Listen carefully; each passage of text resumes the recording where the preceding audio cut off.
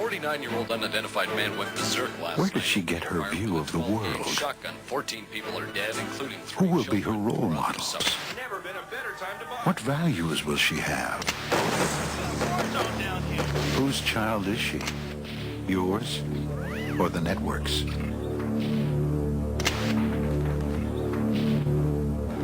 Take back your children.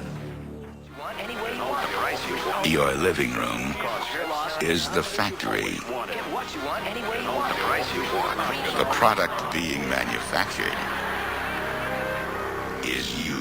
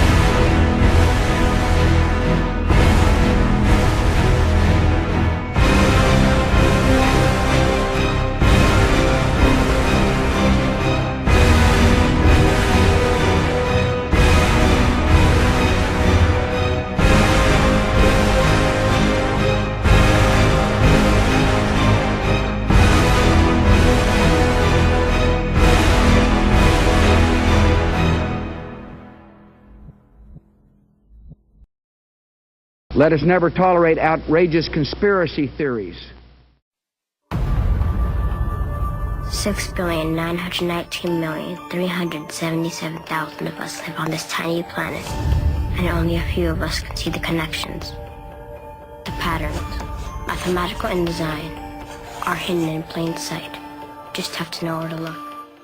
As the world moves further, day by day, month by month, and year to year, there are events unfolding all according to a master plan, or the Great Work, as it's referred to in many occult practices, such as Hermeticism, Freemasonry, and Thelemic mysticism. It is also referred to as the magnum opus, which can be literally defined as being the Creator's best work, or masterpiece. It is quite surprising that a majority of the public are still unaware of this fact, and it is equally as surprising that many people still do not believe that there are secret societies and organizations that carry out their practices and beliefs behind closed doors, away from public scrutiny. It is quite common that when someone mentions the words Illuminati, New World Order, Freemasons, and Bilderbergers, they are automatically assumed to be a conspiracy theorist or a Mad Hatter, and are not taken seriously. This is in part due to the fact that many people are still unaware about these groups' presence and influence on the world, and perhaps psychologically it is because it instills hopelessness, despair, and fear within them. Instinctively, when a normal individual is presented in a threatening situation, they must remove themselves from the problem to avoid it from inflicting harm upon them. An example of this can be understood in the event of a shark on a beach. Once the person is aware of the danger, they do not enter the water to avoid being bit by the shark. It is for this exact reason we also look both ways before crossing the road. In order to defeat a problem, we have to first understand the problem, and then we are able to overcome it. It takes the initial knowledge or enlightening to be able to surpass any problem we face in our lives. However, it is quite saddening and unfortunate that many people would rather stay in the water or lay down on the railway tracks while a train is approaching when it comes to dealing with the corruption of our lives, planet, and nearly all aspects of nature as we know it in today's day and age. This documentary was made in an attempt to remove the blindfold and make the viewer aware of the problems we face as a society, and to explain the history of this corruption and provide key points and information which is encouraged to be studied further. Knowledge is very powerful and is an effective tool used to conquer all struggles which have happened and will happen throughout history. It's time to stare into the eyes of the Illuminati. Ladies and gentlemen, the very word secrecy is repugnant in a free and open society, and we are as a people inherently and historically opposed to secret societies, to secret oaths, and to secret proceedings. We decided long ago that the dangers of excessive and unwarranted concealment of pertinent facts far outweighed the dangers which are cited to justify it.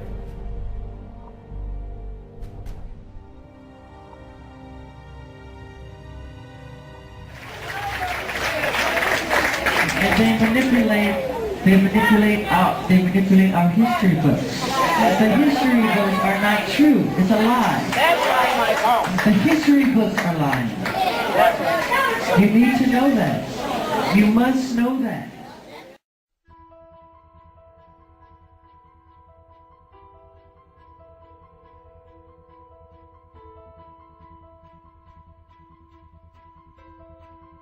August 16th, you get a visit from some authorities. And who were these authorities?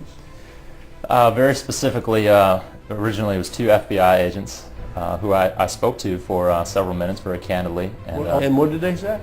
Well, they said they were concerned. Did they say, hey, we have a search warrant, sir? Oh, no, nothing of the sort. Sir, we have an arrest warrant. They said they were there just to talk. And the content of your conversation was your Facebook post? They mentioned it, yes. And so did you try to explain to them what you were doing? Just expressing your viewpoint. They didn't. They seemed concerned, but they weren't very specific. So I felt like I had to draw it out of them. Okay, so you went into detail in your statement. At what point did they move forward to arrest you and put handcuffs on? Very specifically, 10 to 15 minutes into the conversation, the cops surrounded me and started trying. Did that surprise you at that point? It did, absolutely. They didn't. It was almost as if they had come from that purpose in the beginning. You're eventually taken to a hospital where you're put in what's called a psych ward. You wind up in a psychological ward where you have psychiatrists asking you questions. And one of them you told me was, do you hear voices and stuff like that? You had one psychologist, as you said, a psychiatrist, who said that he was going to brainwash you. I remember you calling me on the phone about that when you were very concerned. So obviously, people like you, or people like me who write it all the time, can become targets. So you became a target. Now this is, go back again. It's almost like this is the government you serve overseas. You become a target of that government. Well, it's a government that I love. And you want to see good things. You want freedom. Oh, absolutely. And that's why you got on the internet and spoke, and you got punished for it.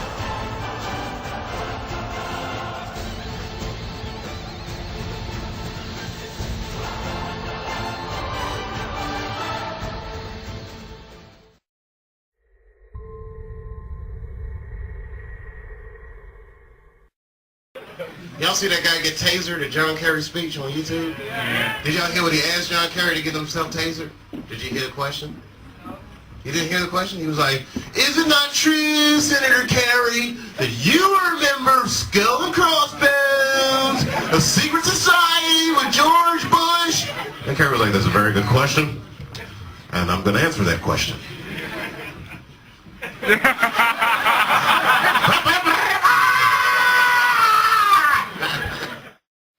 To continue to pile name upon name upon some wall in the future for a strategy that has failed. That's the distinction. Sir. I first and foremost want to thank you for your time. You spent a lot of time talking to those dear there. I want to thank you for coming and being open and honest. You recommended a book to us earlier. I wanted to recommend a book to you. It's called Art Madhouse by Greg Palast. Yeah, I have it actually. Yeah, he's the top investigative journalist in America. I've already read it. And he says you won the 2004 election. Right. Isn't that amazing? Isn't that amazing? You won in 2004. In fact, there were multiple reports on the day of the election of disenfranchisement of black voters in Florida and Ohio. I'll ask my question. Thank you very much. I'll ask my question. I'm going to preface it. He's been talking for 2 hours. I think I can have 2 minutes. Thank you. Thank you very much. All right, I'm going to ask you my question. I'm going to inform people, and then I'm going to ask you my question. So there are multiple reports of disenfranchisement of black voters on the day of the election, 2004. Right. There was also voting machines, electronic voting machines in Volusia County, Florida, that counted backwards. So amidst all these reports of phony stuff going on, how could you concede the election on the day?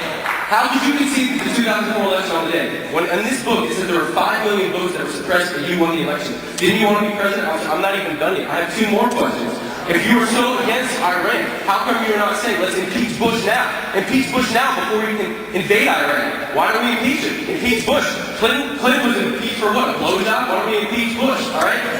Also, were you a member of Skull and Bones in college with Bush? Were you in the same secret society as Bush? Were you in Skull and Bones? Thank you for cutting my mic. Thank you. Are you going to arrest me? Excuse me. Excuse me. What are you arresting me for? Whoa, whoa, whoa, whoa. Is anybody watching this? I'm not doing this. I want you to... Get off me. Get off me. Wait. Get off me. Hey. What are you doing? What are you doing? What is going on? What is going on? I want to stand and listen to you answer my question. Why are you arresting me for asking? Help! Help! Help! Are you kidding? You're arresting me! Help!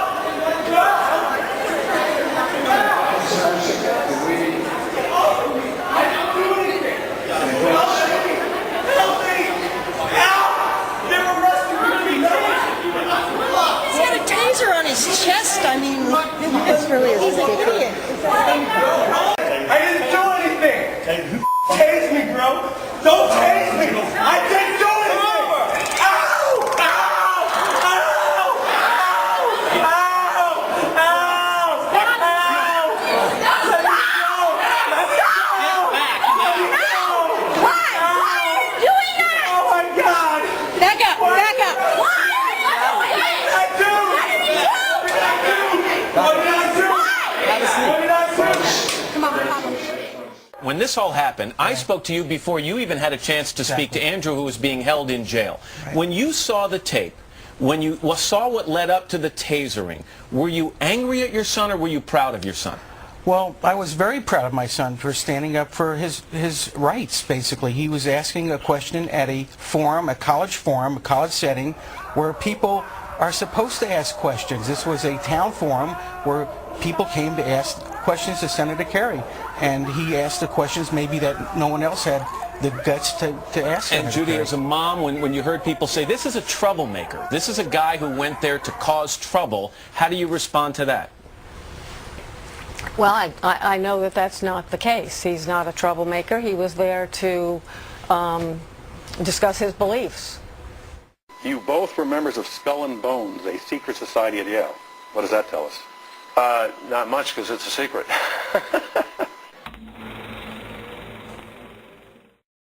The history of our planet is the most epic tale that was ever written.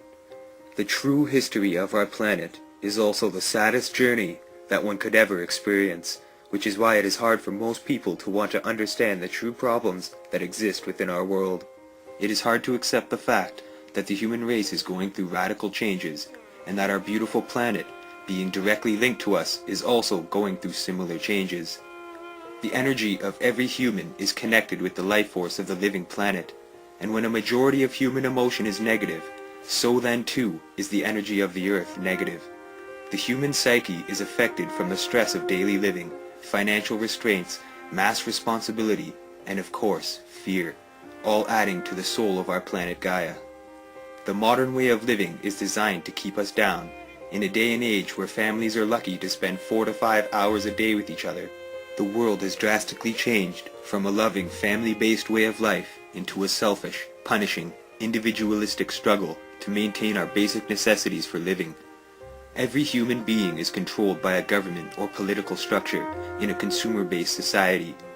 Ever since the human race became social beings, there has been a hierarchy or order amongst various groups, and therefore we have essentially always been controlled by something other than our natural instinct.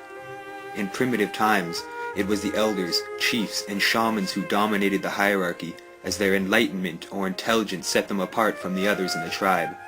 This awareness and knowledge was kept secret, because to reveal it would be to give control to anyone that would possess it. Over time, as our species advanced, our intellect and measures of control also evolved, and secret societies like the Knights Templar and Babylonian mystery schools were created to maintain this enlightenment.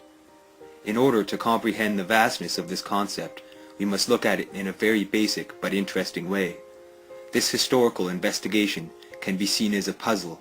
Once certain pieces are connected, we start to see the bigger picture. Just as a puzzle has X amount of pieces, each piece should be viewed as a question, and these questions will only fit together when the right questions are asked. The human mind in modern times is like that of a shattered puzzle, and because of the manipulation of news, history, and the control of the general public, it is extremely hard to figure out which questions to ask to be able to fit the pieces of the puzzle together. The word occult, when it is literally translated, means hidden, and the system is designed to confuse us, so that we will never see what is truly happening in the world in which we live. The people who control this system are like the character of the Wizard of Oz, mostly unknown entities designing and controlling the world's activities through various systems and never revealing their true identities or intentions. Most people remain unaware of these people's identities or intentions due to their methods of maintaining their secrecy, and their influence on the masses of the world's population is completely astounding and overwhelming. It is nearly impossible to escape the effect of this power structure due to our need and dependency on this system they have created, and it is quite unfortunate that many people will have never reached their full potential as human beings in this lifetime due to the psychological effects the system has bestowed upon them. Many of you may think that you are not influenced by this system, or you have taken steps to protect yourself from it, but nearly all people on planet Earth are the product of a pre-designed reality they are not able to escape from. A simple way to find out if you have been affected by it is by using basic mathematics. If you look at each day of your life in 24 hours like the planet already does, you can determine how much you are using your potential by splitting your day into pieces. Many people work jobs to support themselves and their families, or attend school so that as we grow older, we can get better paying jobs to support ourselves and our families.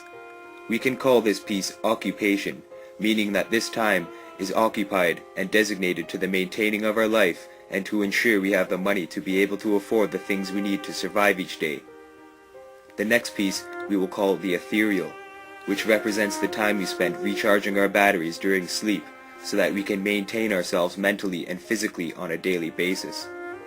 The third piece we will call responsibility, which would be the time we spend either driving to work or school, eating to maintain hunger, brushing our teeth, showering, and generally taking care of ourselves while we are awake to ensure our health and general maintenance. The final piece of our equation would then be our potential piece, which represents the amount of time we have remaining each day to expand our potential by spending time with our families, independent learning, hobbies and leisure activities, and general free time to relax and be able to tap into our life on a personal, spiritual, and developmental level.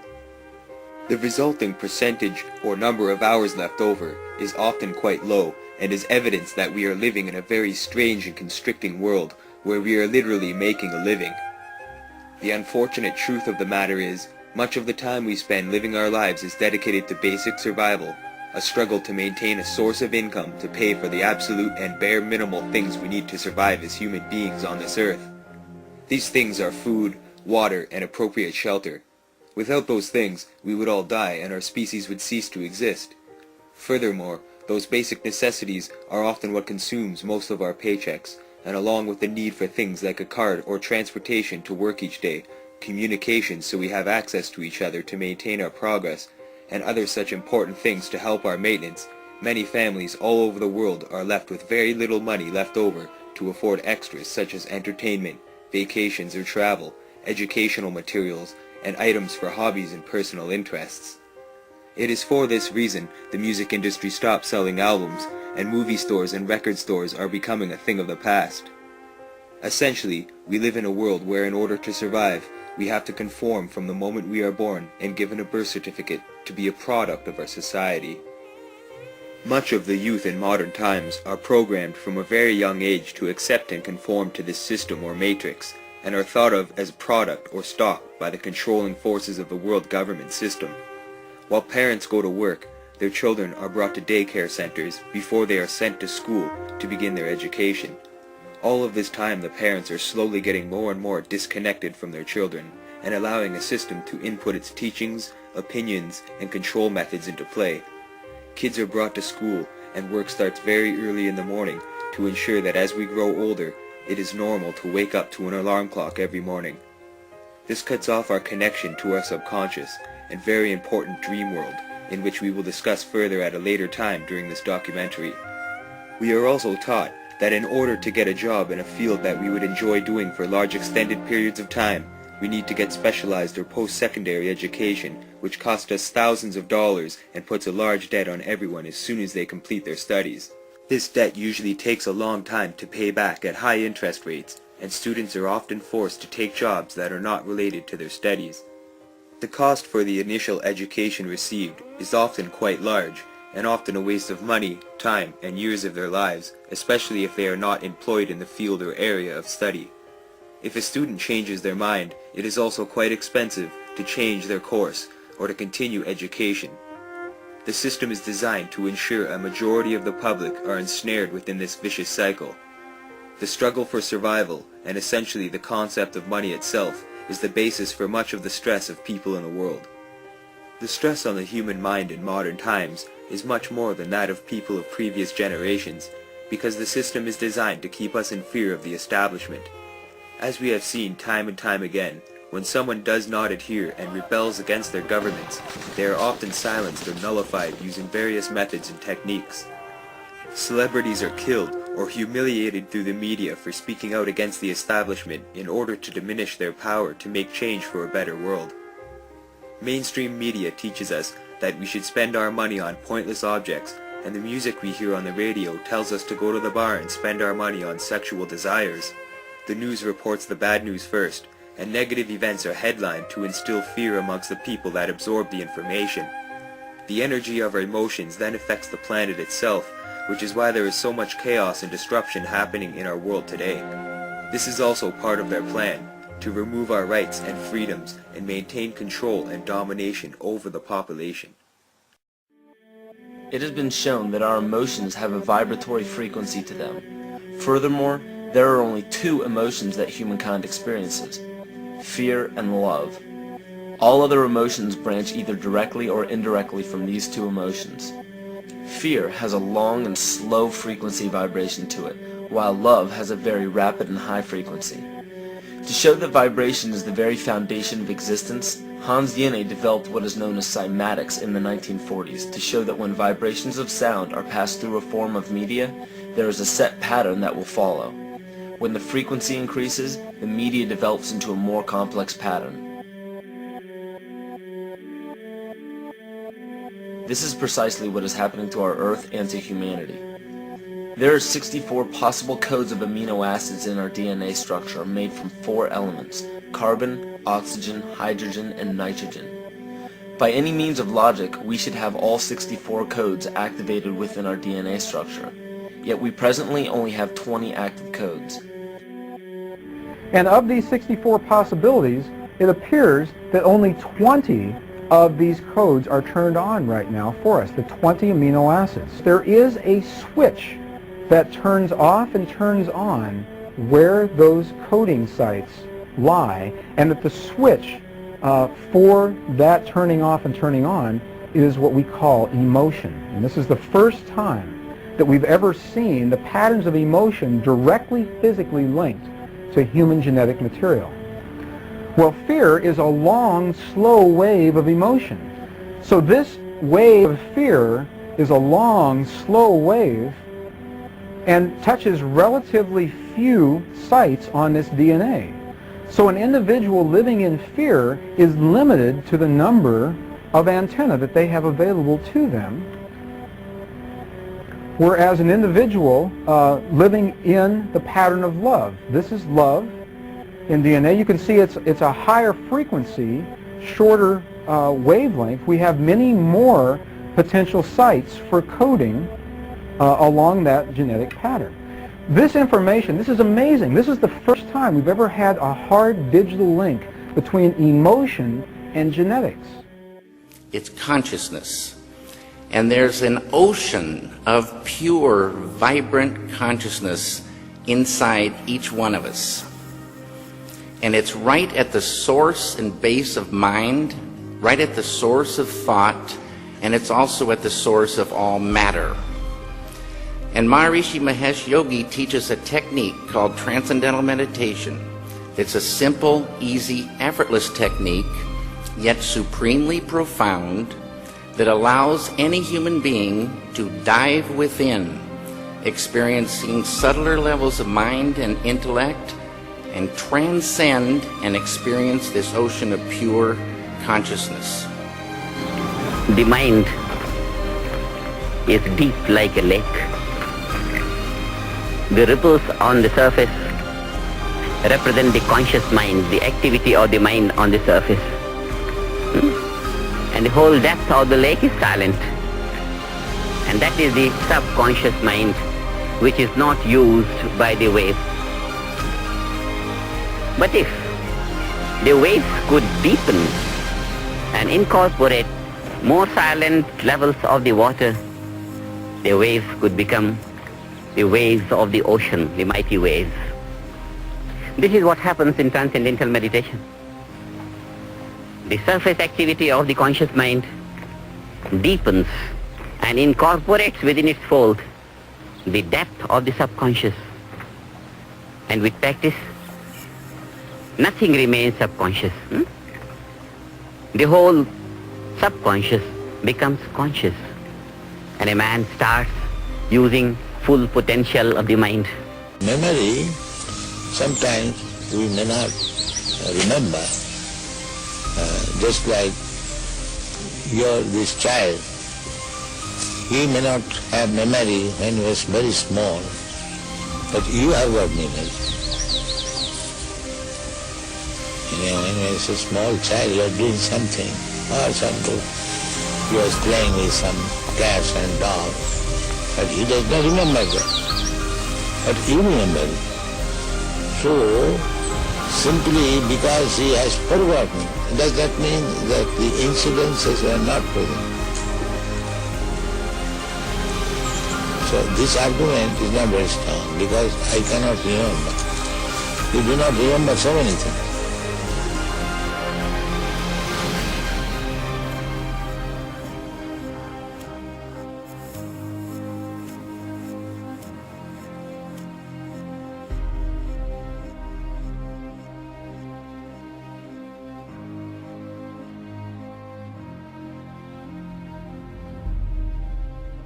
Do not arouse the wrath of the great and powerful Oz. I said come back tomorrow. If you are really great and powerful, you'll keep your promises. Do you presume to criticize the great Oz? You ungrateful creatures think yourselves lucky that I'm giving you audience tomorrow instead of 20 years from now. Oh, the great Oz has spoken. Oh. Pay no attention to that man behind the curtain. The great Oz has spoken. Who are you? Oh, I am the great and powerful Wizard of Oz. You are? I don't believe you. No, I'm afraid it's true. There's no other wizard except me. You humbug! Yes, it's exactly so. I'm a humbug. Oh, you're a very bad man.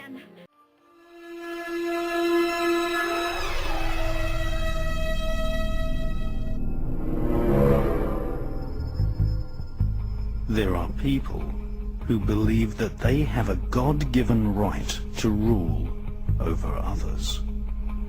They believe that their outward appearance is superior to all others.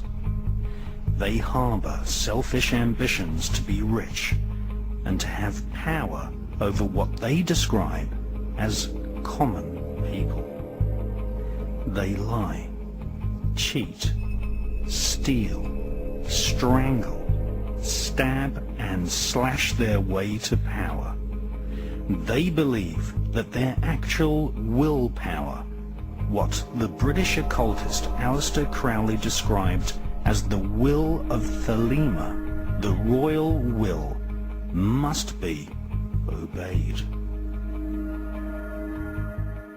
And you will become senior. See, in this fashion does the Brotherhood express its continuity. It will continue long after all of us are dead. But that continuity depends upon one thing: obedience. Absolute obedience.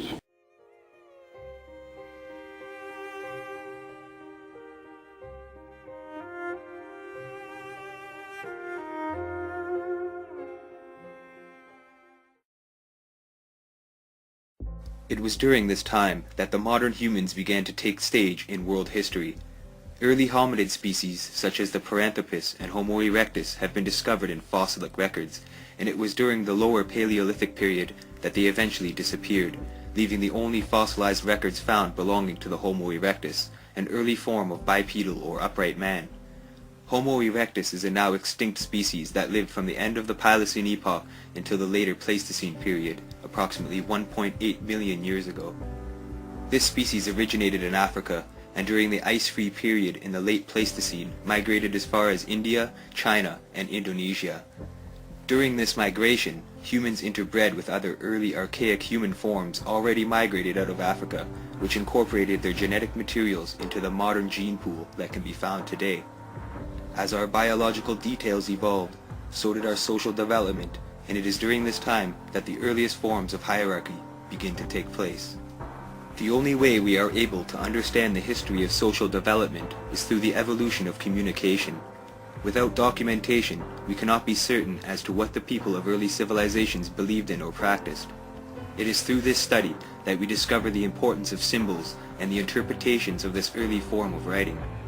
Before any system of writing was developed, early humans would draw pictures to explain ideas and concepts to one another.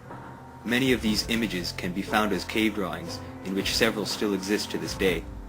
These images offer an insight into the lives of the early people, and as many tribes and bands migrated, several systems of spoken language were developed as well. It is not until Sumeria, around the 30th century BC, when we see the first systems of writing developed, which were called cuneiform, essentially created from a system of pictographs.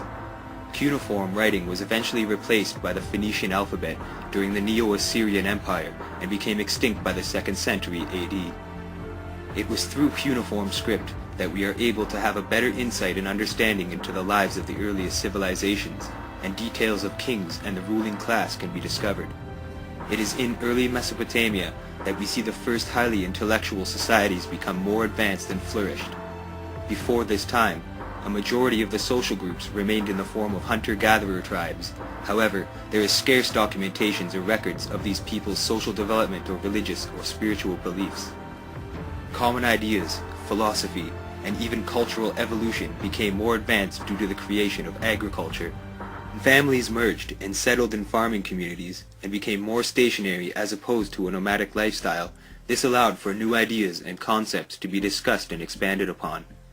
Due to the migration of some tribes into Africa, Asia, and Europe, the human population began to see more increasing numbers.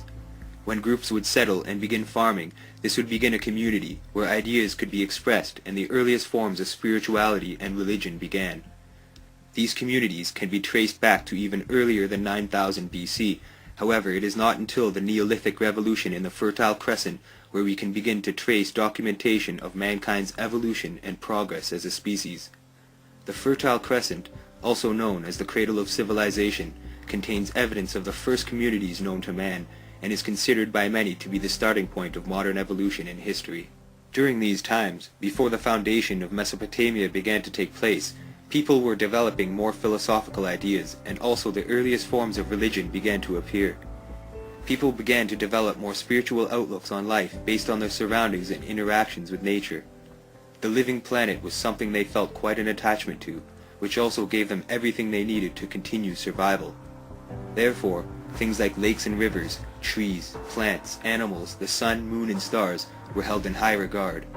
These people thought that there was something truly magical about the elements, including acts of natural occurrence such as storms, seasonal change, and rainfall.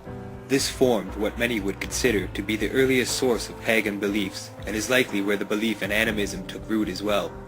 Animism is the belief that all things found on Earth, including trees, rivers, and even rocks and mountains, contain energy, or a soul, and that all things on the planet are connected and dependent on one another. Little is known about these early beliefs because at the time there was no system of documentation created. However, it is quite likely that these ideals were what began the earliest forms of religious beliefs and practices. Much of what might be referred to as religious belief was caused by mankind's natural intuitions to discover the world and make sense of things from a rational or scientific viewpoint. Things that could not be explained at the time, such as miracles, natural and supernatural phenomenon, and cosmic observations must have been seen as extraordinary or out of this world, and therefore the belief of there being a higher supreme being or creator became something that was widely accepted.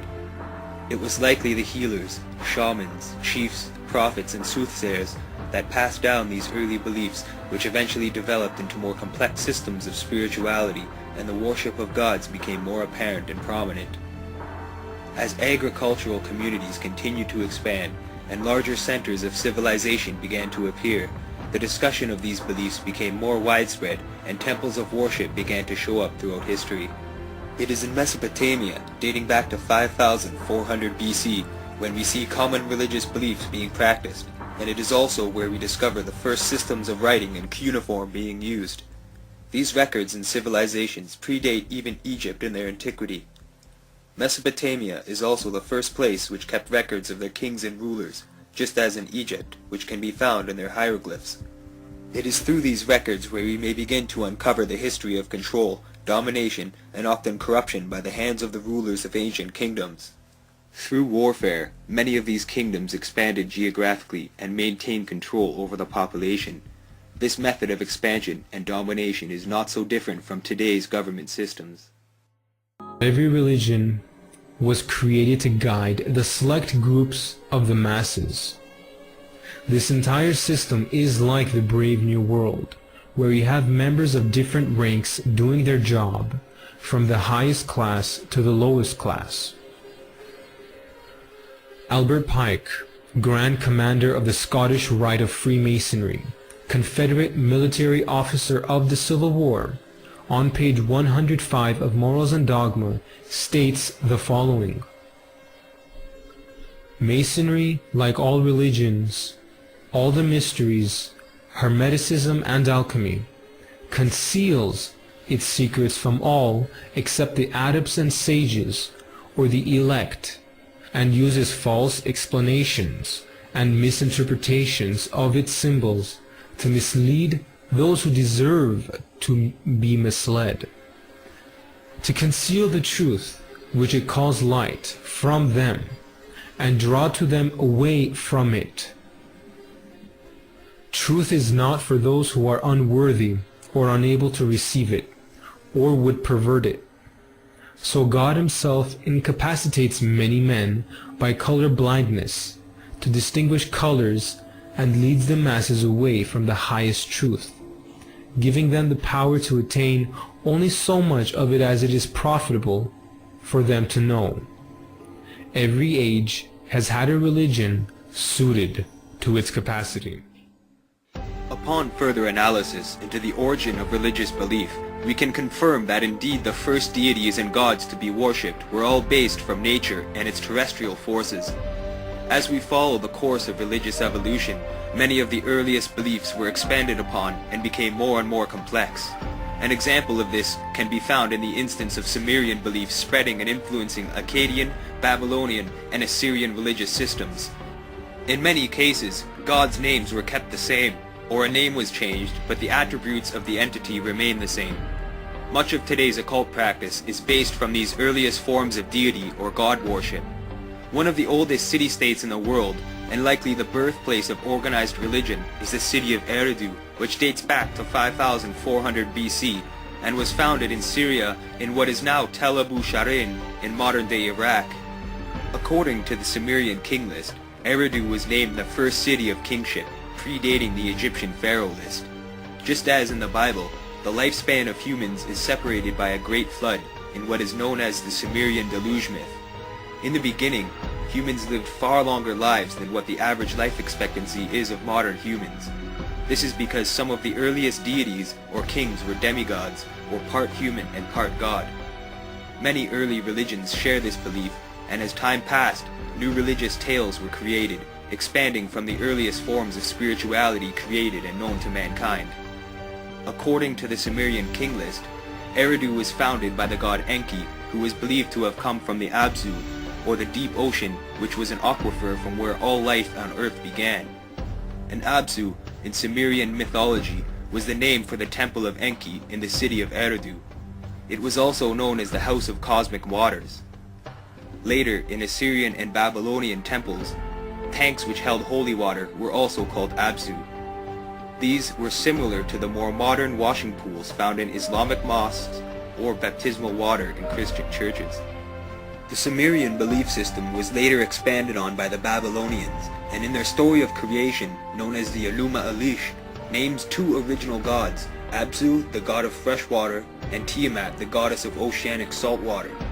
Just as scientific explanation depicts, all life came from the sea. These two gods had several offspring, including Ea, father of Marduk, who the Babylonians thought to be the supreme deity and was likely personified based off the Sumerian sun god Utu. In the Enuma Elish, Ea, based off the Sumerian god Enki, destroys Abzu and becomes the chief god, and with his wife Damkina have a son, whom is Marduk. Tiamat takes revenge for the death of Abzu, and a battle ensues between her and Marduk. Tiamat's new husband, Kingu, becomes the new supreme dominion. However, Tiamat loses the battle against Marduk, and her body is torn in 2 pieces. He then uses these pieces to create the earth and the skies. He creates mankind to serve the gods using the blood of Kingu, which is perhaps the origin of the word king. A majority of the first cities known to mankind and documented by archaeological findings were built to honor the gods, such as Nippur, Sippar, Lagash, Gursu, and Uruk, which is thought to be where the name Iraq is derived from. Eridu and Ur were also created for the gods. Alulim was the first king and ruled Eridu for 28,800 years. Alangar was his successor and ruled Eridu for another 36,000 years. When the city of Eridu fell, the kingship was then moved to Bad Tabaira, which has been identified as Tel al-Madineh in modern-day Iraq. The name Bad Tabaira is translated as meaning Wall of the Copper Workers or Fortress of the Smiths, relating to ancient Masonic origins. Temples built to honor the gods are known as ziggurats and were not only created as religious centers but also served as political and cultural headquarters for ancient Sumerian city-states.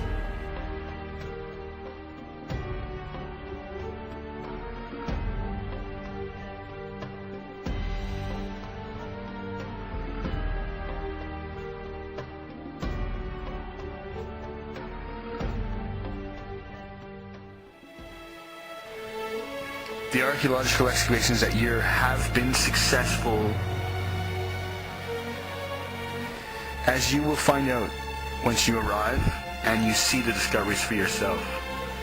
I'm not even going to attempt to describe what has been found within the ruins of Ur. Your mission will be to enter Ur and to help catalog and protect what the archaeologists have found. If I go to the Ziggurat of Ur, this ancient land here. So here we have Ari Air Base, and it's an airport, military airport. The United States has taken it over since the first Gulf War in Iraq, and all of the town of Ur is what is contained inside. It's American run now. It's been American run since the first George Bush Gulf War. And it was attacked heavily then. They really fought for it during the first Gulf War. It was heavily damaged and stuff. And so they are fighting hard for it. So there must be something, and this is in the middle of nowhere. This is all alone. There isn't anything built near it that's modern. This is in the middle of a desert. It's a giant old structure that's 4,000 years old. It's as if it would be similar to us like putting, going to Egypt and then conquering the pyramids or something. There is our ziggurat from space. Boink. Isn't she beautiful? Now, her neighbor over here. Here it is. This is the house of Abraham. See how defined it is? How you can see this clearer than anything else? It's a view from the sky. It's been painted white so that you can see it. It's been preserved very well. It looks like it's got some kind of, it's different than everything else. I mean, this thing is so defined. When you look at this map, it stands out insanely. Like, look at the rest of these structures. Nothing. But the house of Abraham still stands. I mean, it stands beautifully, too. It's all arches. It's an incredible mansion. It just doesn't have a ceiling, the roof anymore. Everything else is intact. Here it is. So Abraham would have grown up looking at this ziggurat his whole life. He would have been aware of this, all of this stuff. So it's an interesting, this is where all of everything, all like Semite history and pre-Semite history goes on. This is where all religion is born on planet Earth, and our military has conquered it.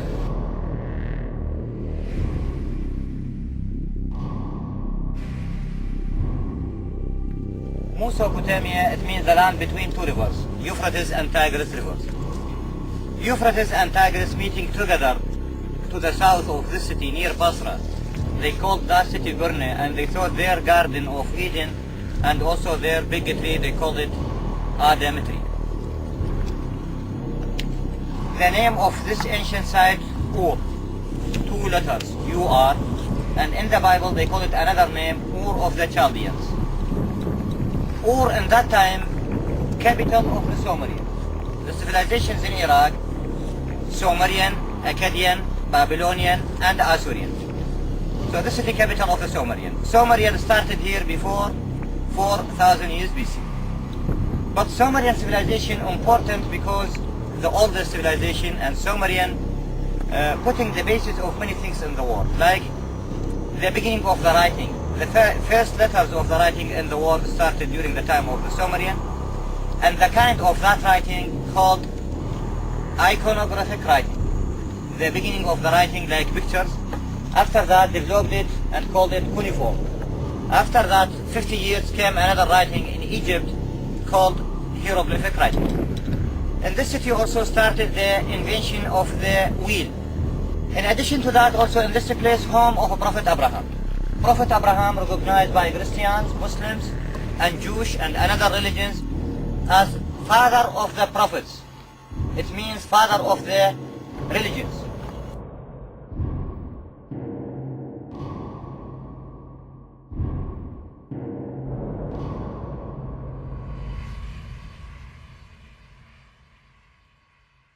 And typically where lines cross, where you have more than one line intersecting, temples were often built.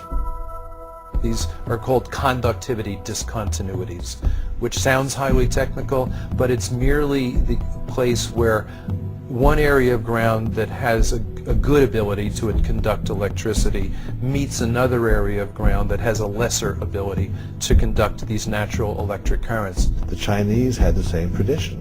They called them dragon lines. It was illegal for a commoner to be buried on such a line. A king had to be buried on such a line. They put palaces there. There's a whole series of sacred sites that are always built on lines like this. This strip that stretches from Easter Island to Giza is actually part of a 25,000-mile long circle.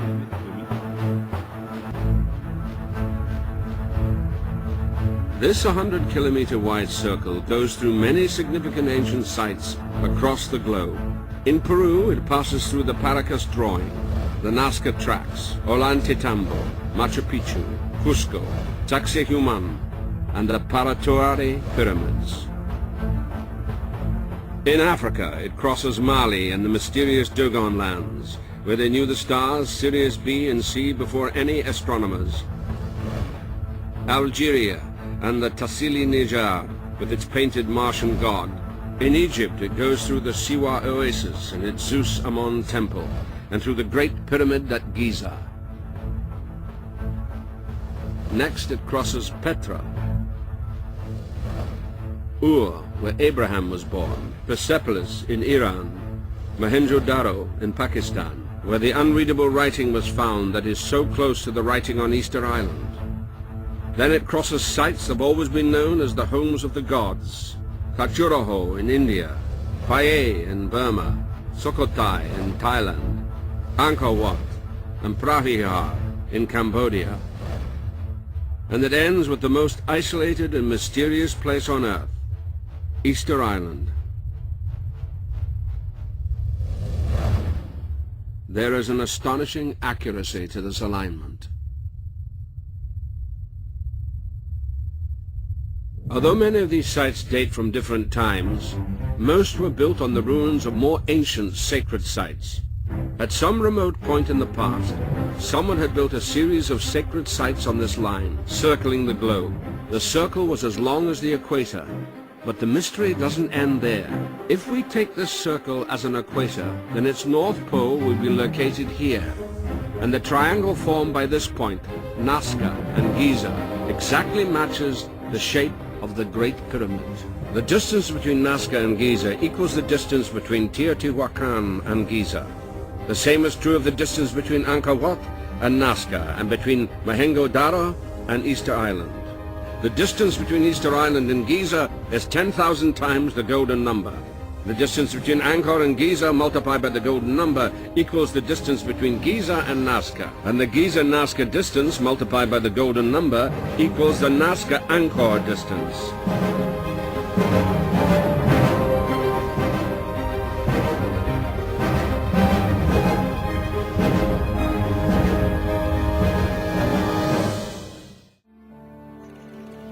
In 1859, an Englishman, John Taylor, discovered if you divided this dimension by this one, you got pi, the mathematical formula. This caused controversy at the time. Some people thought it was an accident.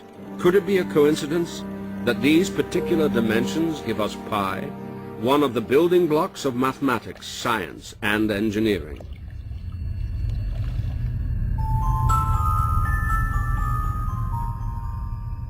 I asked my anonymous Egyptian researcher if he could explain why these dimensions were significant. Because the half perimeter is the biggest horizontal visible dimension, and its height is the biggest vertical invisible dimension.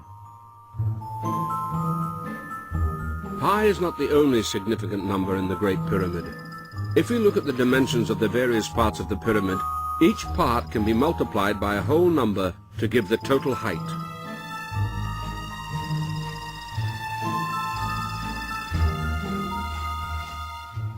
The surface of the four sides divided by the surface of the base equals the famous golden number, one of the key principles of aesthetics and design. The golden number is unique. These equations work with the golden number and only the golden number.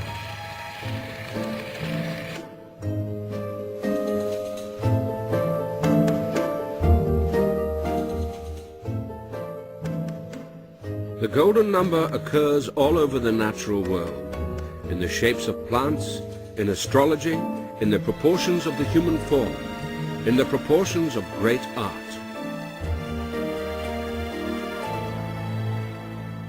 The golden number appears to be a constant in the universe.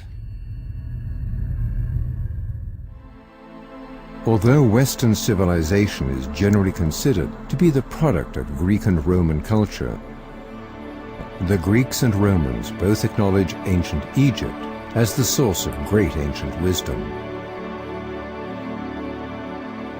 A mysterious land of riddles whose secrets were considered the highest prize to some of the greatest minds in history.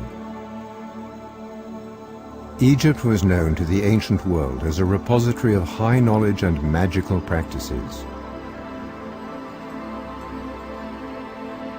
These universal secrets were contained and kept alive in the mystery schools.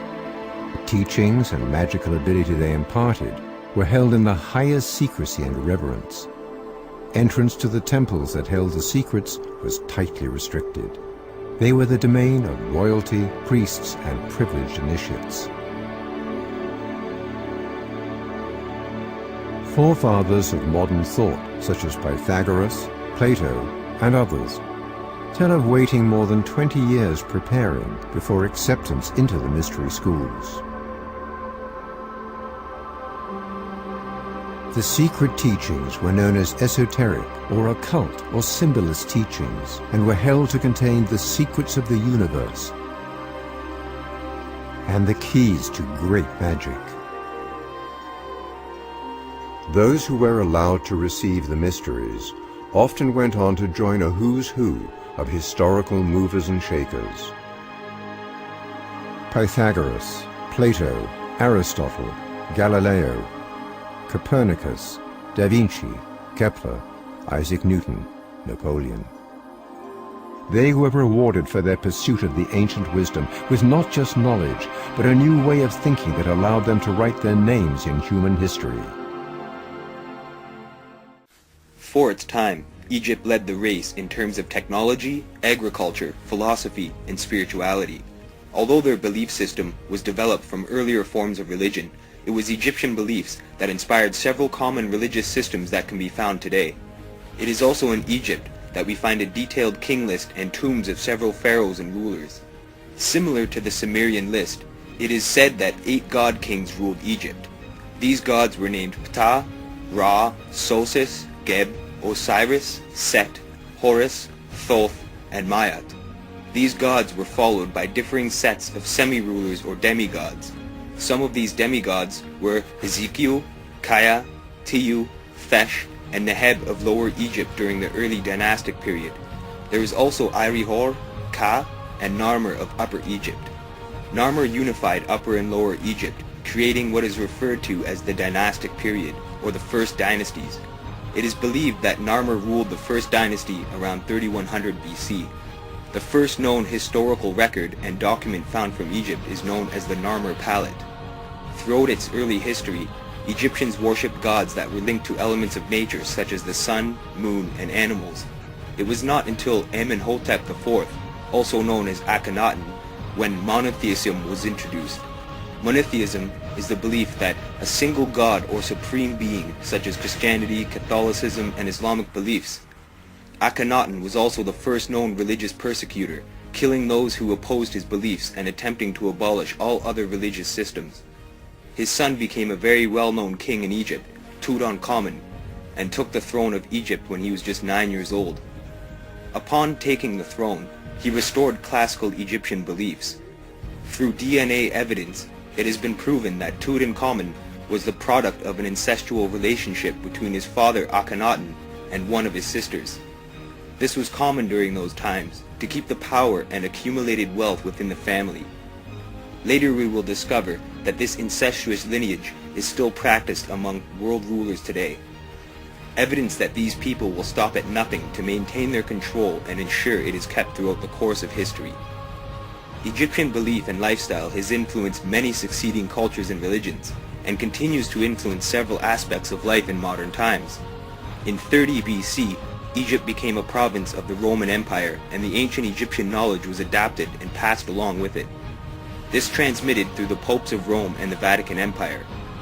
Scepters, staves, crowns, and several other items were adapted from Egyptian royalty, and just as the Egyptians, Jubilee ceremonies are celebrated by modern kings and queens. In 2012, the Queen of the Commonwealth Realms, Elizabeth II, celebrated her Diamond Jubilee, symbolizing 60 years of reign as queen. Egyptians also celebrated jubilees for their rulers. Queen Elizabeth II is also the supreme governor of the Church of England. Christianity is the most practiced religion in the world, having 2.1 billion followers, accounting for 33% of the world's total population. Christianity has many denominations or subsets, such as Catholicism, Protestant, Evangelical, Gnostic, Anglican, Mormon, and Orthodox, as well as many others. Followers of Christianity believe in the life of Jesus Christ. About 60% of Christians are Catholics, and as we all know, the power of the Catholic Church resides at the Vatican in Rome. An obelisk also once resided at the Vatican before it was moved to St. Peter's Square. A total of 8 known ancient Egyptian obelisks were taken out of Egypt after the Roman conquest and brought to Rome. The obelisk at St. Peter's Square contains the seal of the House of Chigi. The word pharaoh comes from the word pra, which means great house or royal house. Other important obelisks can be found in London, England, and the Washington Monument in DC. The London obelisk is part of a set of 3 obelisks called Cleopatra's Needle.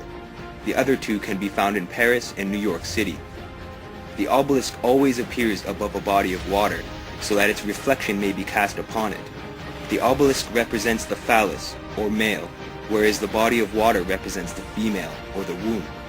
Humans are raised in water while they are in their mother's womb, and therefore the obelisks represent the bloodline or descendants. Cleopatra's Needle likely received its name because of this, and maintaining royal power is something that is of the utmost importance to the ruling classes found not only in ancient but modern times as well. In 2004, Canadian author Tom Harper released a book entitled The Pagan Christ, which influenced the first Zeitgeist documentary in 2007. Harper's book explains the strikingly similar details between Egyptian and Christian beliefs. It would appear that the story of Jesus Christ stems from the story of the Egyptian god Horus. Both were born from a virgin mother, both were royal descendants, and their births were announced by angels. Both performed miracles and walked on water, and both were crucified and accompanied by 2 thieves, and resurrected after 3 days. The foster father of Horus was Seb, or Seth, and the foster father of Jesus was Joseph. Herod attempted to kill the infant Horus, while Herod slaughtered every firstborn to try and kill Jesus. Horus raised his father Osiris from the grave, and Jesus resurrected Lazarus from the grave. Horus resists temptation from Sut on a large mountain, and Jesus resists temptation from Satan on a large mountain. Horus was given the title Krst, and Jesus was given the title Christ, which can be translated to meaning the Anointed Ones. Several other similarities exist, and one can only look at this as evidence and come to the rational conclusion that the stories are nearly identical. It would seem that much more than the mystery religions were passed on in secrecy throughout the ages. Under the surface lies much deeper secrets, and only those enlightened to this wisdom have been allowed access to this information. Another notable curiosity in regards to the comparison between Egyptian rulers and biblical reference are the names of some of the pharaohs and characters in the Bible. There are several similarities in not only the names, but also the dates these people have been associated with. An example of this can be found in the instance of King Solomon, whom is thought to have lived around 970 to 931 BC. From 978 to 959 BC, Pharaoh Simon ruled Egypt. Moses is thought to have existed around 1527 to 1407 BC, and Pharaoh Amos I ruled Egypt between 1570 and 1546 BC. Pharaoh Thutmose III ruled Egypt from 1479 to 1425 BC. He also organized an army and defeated the enemies of the Hebrews in Canaan. Thutmose III is honored beside the obelisk located in London, England. The Union Jack of the United Kingdom represents the 12 tribes of Jacob, the uniting of kingdoms. Pharaoh Yakober ruled Egypt from 1655 to 1646 BC. Strangely, the pharaohs' names are omitted from the Bible, and one can not only help but come to the conclusion that the similarities are worth further investigation and could be quite plausible. Gnostic dualism, or the battle between good and evil, has existed for centuries. It is the balance of emotion, fear and love, yin and yang, black and white, God and the devil. It has been programmed into all of modern society through the religions and media. Generations of children have been raised on stories where there is always a good guy and a bad guy, and many of these stories contain subliminal messaging and deeper meanings. Only those aware of the interpretations of symbols may take notice. The all-seeing eye. The eye of Osiris. Once the blindfold has been removed, we become aware of the influence and intentions of this system. Is there a battle between good and evil happening on this planet? Has it already begun? Or is it time, waiting patiently for this looming confrontation to unfold and finally become apparent. The question remains, whose side are they on? Whose side are you on?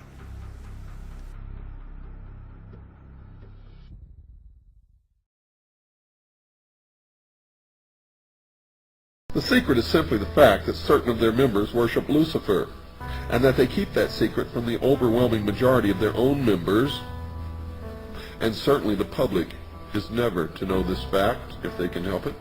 And the evidence to support that conclusion is ample, but only to one who cares enough to look for it. The problem with most people is they don't care enough to look for anything. So why the secrecy? The secrecy is because, folks, the real secret of Mystery Babylon is how to control everyone else. And if they reveal these secrets, they won't have the control, for it'll be in the hands of everyone. That is the greatest secret of the secret societies. And I can tell you now that most of us have been living in fantasy land for all of our lives. We don't even know anything near what the truth of any matter is. We must begin an honest search. Now Osiris has as a symbol an eye. And that eye, of course, is the sun. And this eye represents the son of the underworld. Quote, the arcana, defined as being a secret or hidden knowledge of the ancient mysteries, were never revealed to the profane, defined as those not initiated into the inner mysteries, except through the media of symbols. You're going to find, folks, that symbols mean more than you will ever begin to understand unless you waded deep into the stream of the Mystery Babylon, as I have.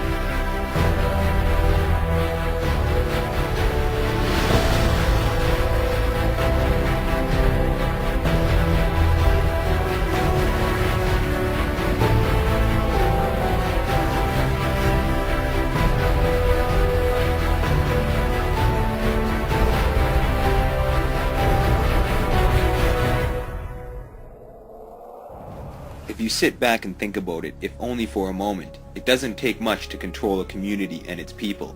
Throughout history, the leaders of civilizations have maintained their control and power over their populations using the same methodology and mentality. The success of this technique becomes effective when the natural resources of a region becomes governed or controlled. As we discussed earlier, without food, water, shelter, and other such important elements vital to the continuance of human life, a person and the community they belong to cannot survive. By taking away the things we need to survive, or controlling it, the ruling class are able to create a reality in where all people belonging to a community become dependent on them for their survival. Perhaps a perfect example of this can be understood by taking a look at the house pet. Many people have pets, and these animals are completely dependent on their owners to ensure they are given the proper nourishment. As their masters, or owners, we are responsible to feed them, and without us, they would not survive for very long. We are the government-type figure in this situation, and if the pet or animal bites the hand that feeds them, they are likely to go without a meal, proper care and love, and would eventually die. The question remains, is it right to deny any living creature of the basic needs for survival? Do the starving communities in Africa really deserve to get the short end of the stick and go without clean drinking water and a warm meal on a daily basis? How can something as free and natural as education come at a cost, and things like food and water be used as a means of controlling a group of people? These are all important factors which we should all take an honest and deep look into, for it is these factors of society that make for an unbalanced world. In today's day and age, government systems control the community through the means of not only resources, but financially, economically, religiously, and militarily. If these aspects can be maintained and established, the population of a country, city, town, or community can be controlled. This is how the slave is created. From birth, being raised in this atmosphere to accept it as the norm, the reality of life. But is this our purpose? Are we meant to be raised in a world with this logic? Are we truly put on this earth to serve, having our natural and instinctual freedoms suppressed, sculpted, and manipulated? This is the reason for our limited potential. This is the reason why many people all around the world use such small portions of their mind's potential power, and the subconscious lies uninvolved with the regularities and balance of our thought patterns. Religion is often used to limit the potential of one's mind, and put the responsibility and ownership of one's body and soul in the hands of someone else. Through various means, many religions have been able to capture people's opinions and beliefs in regards to things such as historical events, science and spirituality, and is for this reason that so many people believe in various forms of religious doctrine and belief. As the fastest growing religion, Christianity quickly expanded from the 1st century, where it began as a Jewish sect in Israel and Palestine, and spread into Mesopotamia, Asia, and Egypt. By the end of the 4th century, it had replaced many religions, including those practiced by traditional Romans.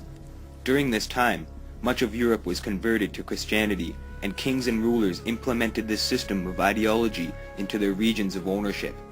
It was by means of a combination of military power, religion, and the control of resources that kingdoms expanded. Battles were fought and empires spread to all corners of the earth in what can be referred to as a real-life game of Risk. It was during the Age of Discovery, in the year 1455, when a document was written by Pope Nicholas V called the Romanus Pontifex. This document was given to King Alfonso V of Portugal and declared that all lands discovered and or conquered belonged to the Crown of Portugal. This document allowed for the colonization of many countries, resulting in the enslavement of the indigenous peoples of the Americas and the killing of any pagan believers or anyone whom the missionaries were not able to convert. This allowed for the first voyage of Christopher Columbus in 1492.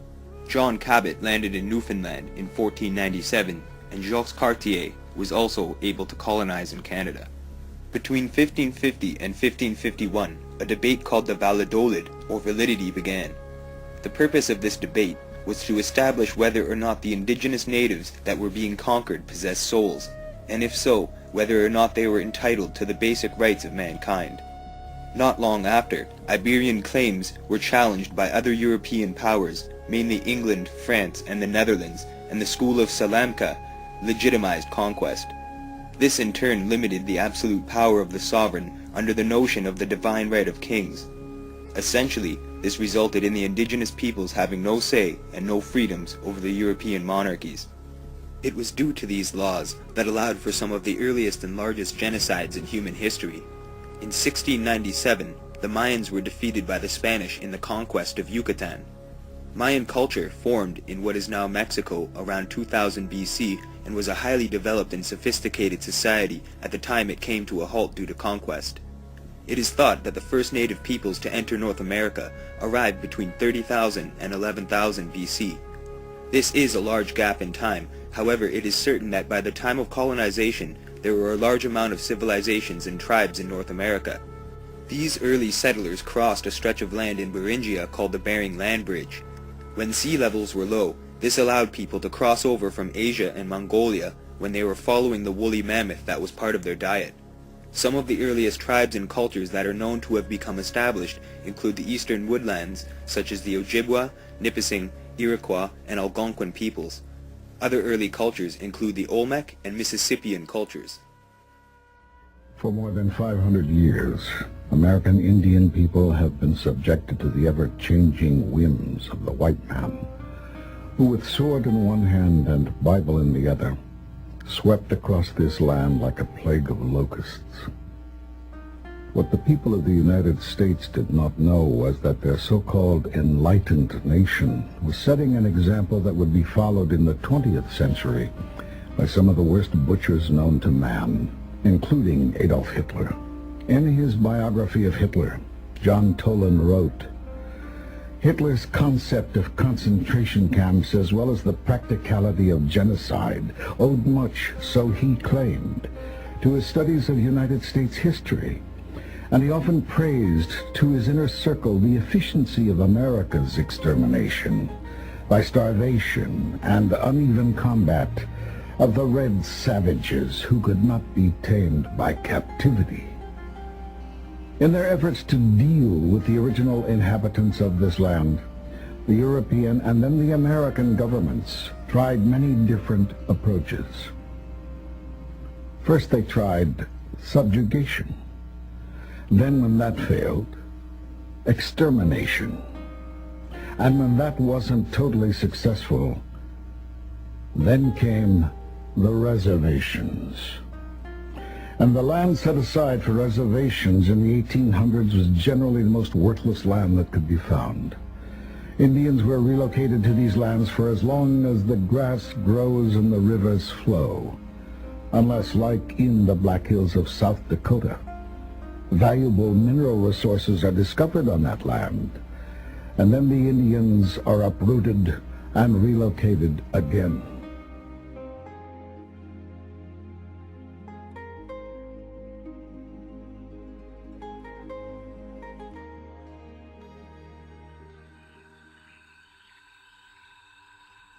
The 13 colonies of British North America were founded between the years 1607 with the establishment of Virginia and 1733 with the colony of Georgia.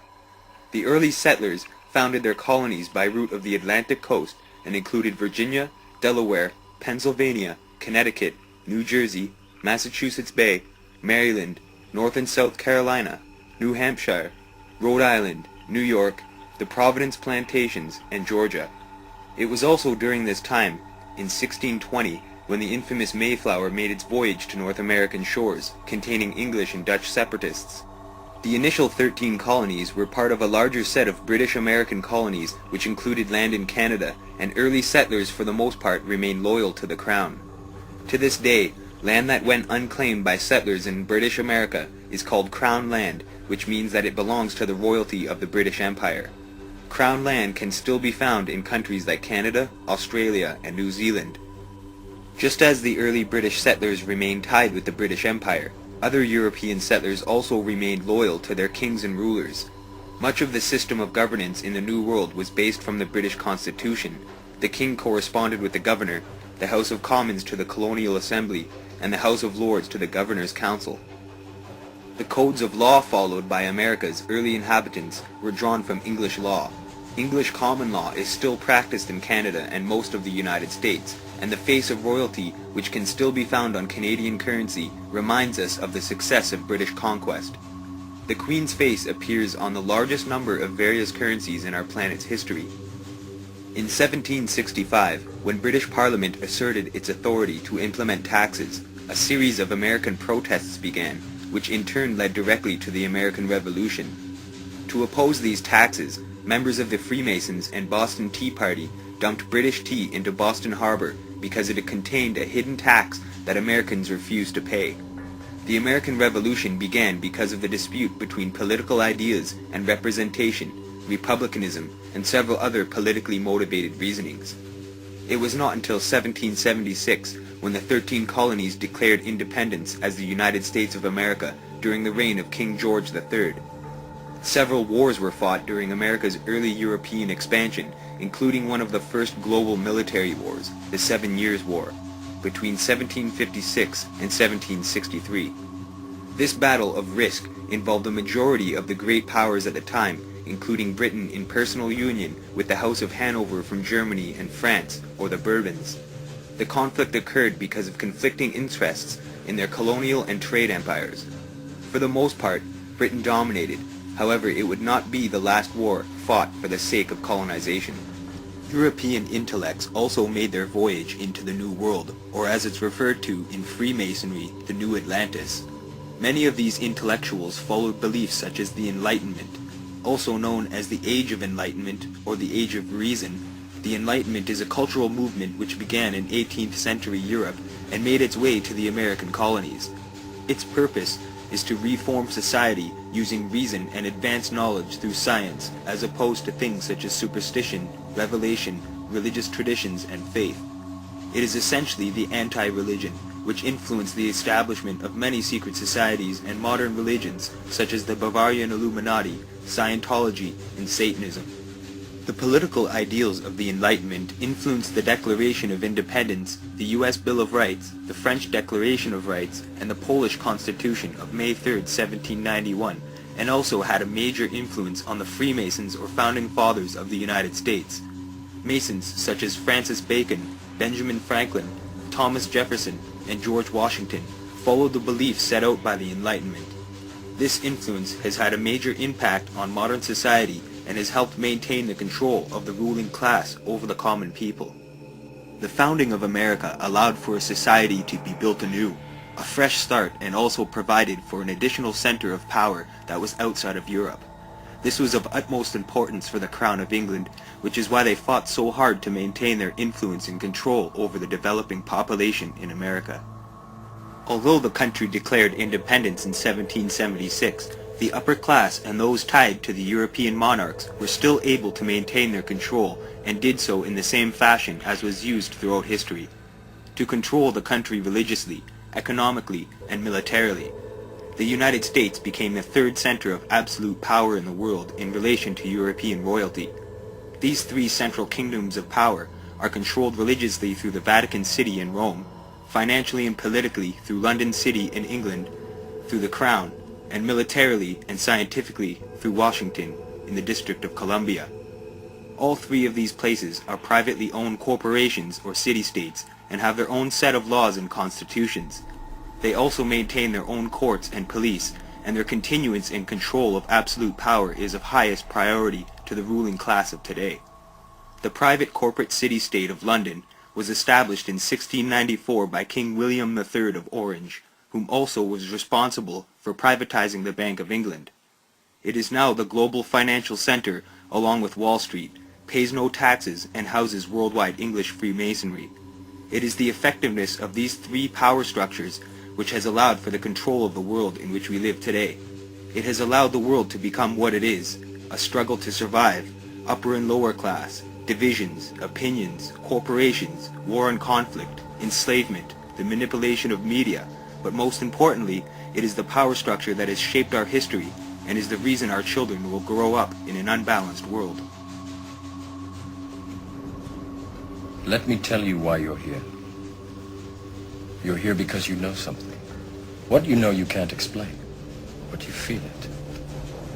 You've felt it your entire life, that there's something wrong with the world. You don't know what it is, but it's there, like a splinter in your mind, driving you mad. It is this feeling that has brought you to me. Do you know what I'm talking about?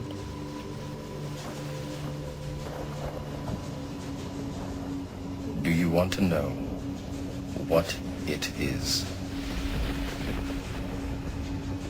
It is everywhere. It is all around us. Even now, in this very room. You can see it when you look out your window or when you turn on your television. You can feel it when you go to work, when you go to church, when you pay your taxes. It is the world that has been pulled over your eyes to blind you from the truth. What truth? That you are a slave.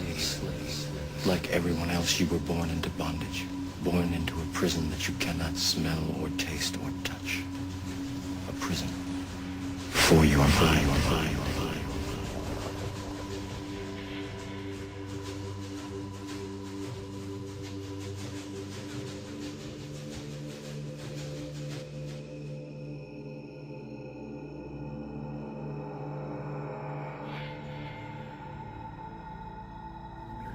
The Order of the Quest, Freemasonry, the Ancient Order of the Rose and Cross, the Knights Templar, the Sovereign and Military Order of the Knights of Malta, the Order of St. John of Jerusalem, the Priory de Sion, the Thule Society, or sometimes known as the Thule Society, the Order, the Skull and Bones, the Russell Trust, the Jason Society, the Scroll and Key, the Illuminati, and I could go on and on and on and on.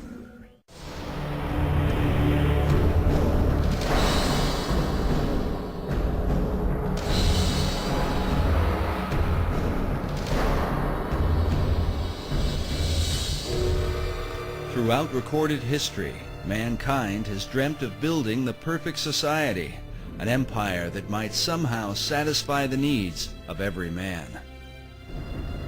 An ancient legend cast the shadows of one such society that is said to have existed long ago. 2,500 years ago, the Greek philosopher Plato set down a dialogue called the Critias. He recounted the story of an ancient Greek poet and statesman named Solon. Solon had journeyed to Egypt in search of wisdom to help the government of his beloved Greece. The Greeks had been beset with factions and troubles, so Solon took counsel from the priests of the city of Sais. An old priest told him, "O Solon, Solon, you Greeks are never anything but children. There is no old opinion handed down among you, nor any science that is white with age." The old priest then proceeded to tell him the story of the lost city of Atlantis. In the centuries that would follow, scholars and researchers have debated whether Plato's Atlantis was intended to be an account of real history or simply an allegorical myth.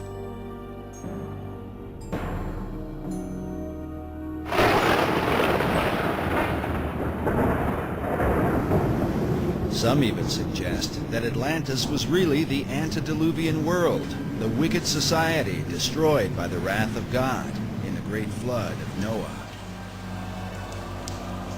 In the 20th century, Plato's account was further supported by Masonic philosopher Manly P. Hall.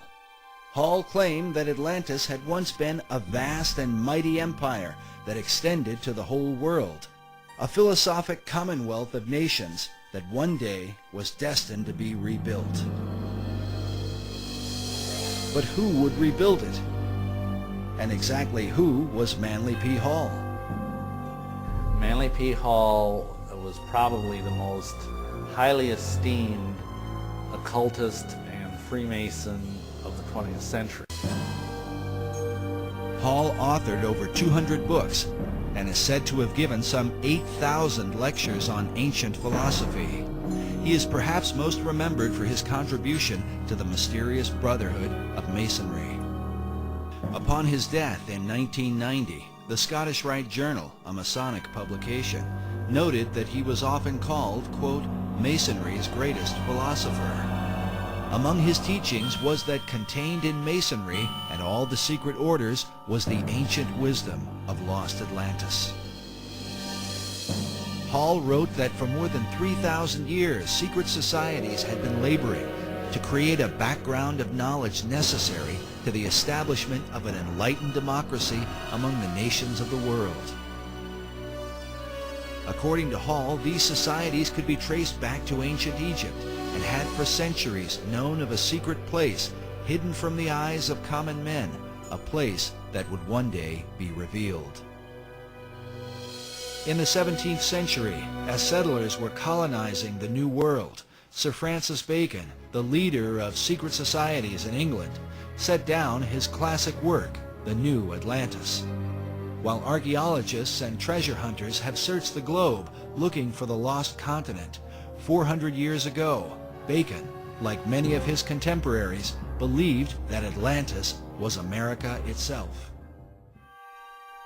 While many of the early settlers came to work the land for the cause of religious freedom, there were with them secret societies who came to the New World with another agenda. Secret societies came to America shortly after the Pilgrims arrived, and they were sent by a man named Sir Francis Bacon. You get this very strange mixture of people, many of whom understood even then the advantage, spiritually and otherwise, to having secret orders. Unless you understand the influence of the occult societies on the development of America, on the establishment of America, upon the course of America, why you get completely lost studying our history. And they were the ones through which this work was being put into operation in England, in Europe, and eventually in America and the world. So that America then could be used to lead the world into the philosophic empire. You understand that America was founded by Christians as a Christian nation. However, there were always those people on the other side who wanted to use America use our military power and our financial power to establish enlightened democracies throughout the world and restore lost Atlantis. Yeah, maybe Bacon had it right. Maybe Atlantis is not something yet to occur, but maybe it's occurring right now in America. In his lifetime, Sir Francis Bacon referred to himself as the herald of a new age. He promoted a new universal order for the whole world. Can this be what early American founders referred to with the words Novus Ordo Seclorum, the new order of the ages? And does this vision affect America today? When our founders declared a new order of the ages, they were acting on an ancient hope that is meant to be fulfilled.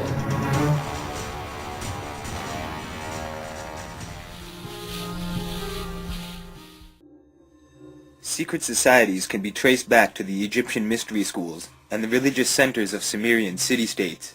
As time moved forward, the secrets of the ages were kept from the general public, and only those deemed worthy were able to begin their schooling of the esoteric teachings. Initiates were taught the true history of civilizations past and the religious teachings of several ancient cultures. The philosophical and spiritual ideals of nearly all religions were accessed in one single source, and as new beliefs and ideals were established, these too were adapted, and several branches of the mystery schools were able to form. It is here where we may begin to trace the roots of Freemasons. Freemasonry is the most established and influential fraternal organization which can be found throughout history. It has remained elusive and intact, evolving and shaping the way we live in nearly all aspects of life. It is the starting point of nearly all secret societies found throughout the world, and all branches of government and commerce in our modern world is a product of the influence of Freemasonry.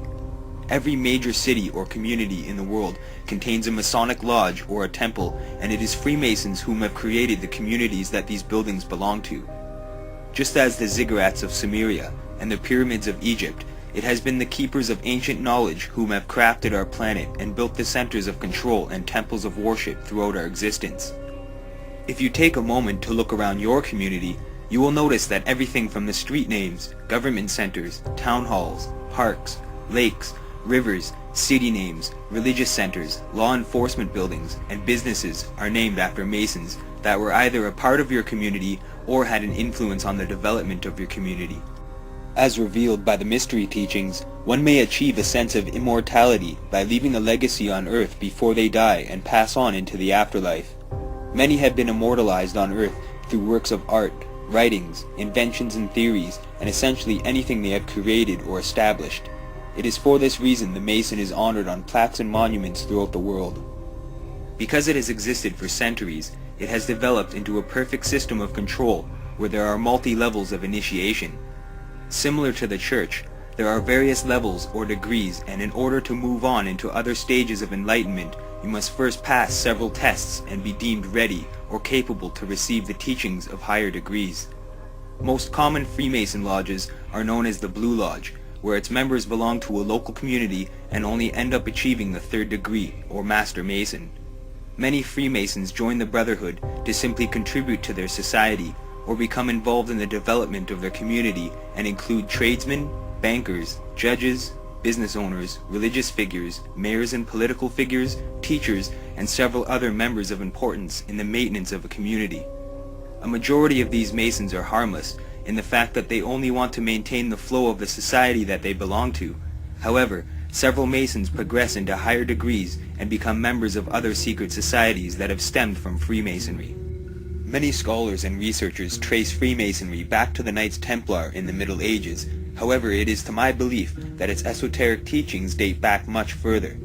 The Knights Templar were simply an order of knights created by the Church to provide a military for itself to protect the wisdom and stronghold of not only the Church, but of the empires established at the time. The Templars were also the first bankers in history, having gained much wealth from the loans made to kings and royal houses during times of war and conquest. This allowed for the strengthening of the Church as Christianity continued to influence a majority of the masses. It is likely that Freemasonry can be traced back to the conception of Christianity and its sub-religions and the various authors of the Quran, Kabbalah, and the Holy Bible. As royal houses continued to maintain their power, Freemasonry, and the ancient teachings, along with newer religious concepts, were used to ensure that the power was never lost, and could never be lost as history moved onward. The bloodlines of royal descendants remained protected as long as these systems of power were in place, and a secret society existed to be able to filter out any threats to the crown. New empires were built, and Christianity was developed to become the world's religion, intended to replace all other religious doctrines that would take root or were already established. Essentially, Christianity and many other similar practices are Masonic religions.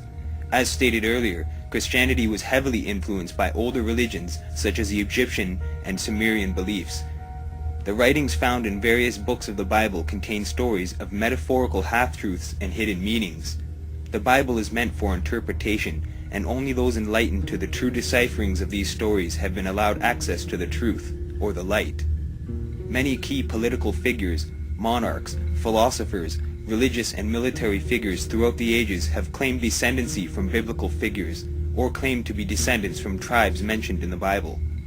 In modern times, the Red Cross is known for being an established blood donor organization and is overseen by Masonic institutions. The symbol of the Knights Templar is also the Red Cross, as they were known to be the keepers of the Holy Bloodline, or the blood of Christ, referred to by many as the Holy Grail.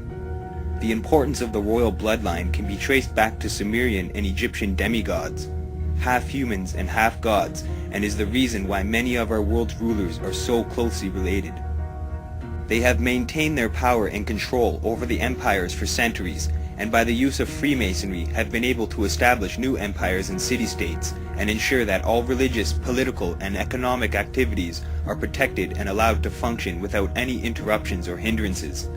Many symbols are used with multiple level interpretations to show that it is a part of the secret order of the ages. Evidence of this can be found on the coat of arms of families and royal houses, on flags, logos, and emblems, and on billboards and advertisements. They can be found on your currency no matter which part of the world you live in, and they can be found through various media outlets such as music and television. Once one is aware of just how great an influence it has had on their lives, and is able to translate the meanings of these symbolic images, the world becomes alive with a whole new light, telling a story to the few who are able to make the connections, while remaining hidden in plain sight to the majority of the world's population. The placement of symbols is so effective because just as in early cave drawings and Egyptian hieroglyphs, it tells a story without the use of words and can be interpreted on varying levels. A simple lion or an eye can mean much more than the average person would suspect. As a Mason advances through the various degrees, they are taught the differing meanings of the symbols until its true revelation is achieved.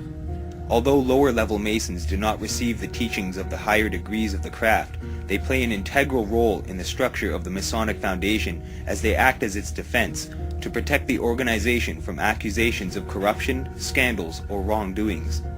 Although a majority of Masons are not responsible for the blemishes which have scarred human history, it is the higher levels and more occult-based secret societies which have been influenced by the hierarchy of Freemasonry that move on to greater seats of power on the world stage, such as Skull and Bones, Trilateral Commission, Council of Foreign Relations, Bilderberg Group, and the Bohemian Club.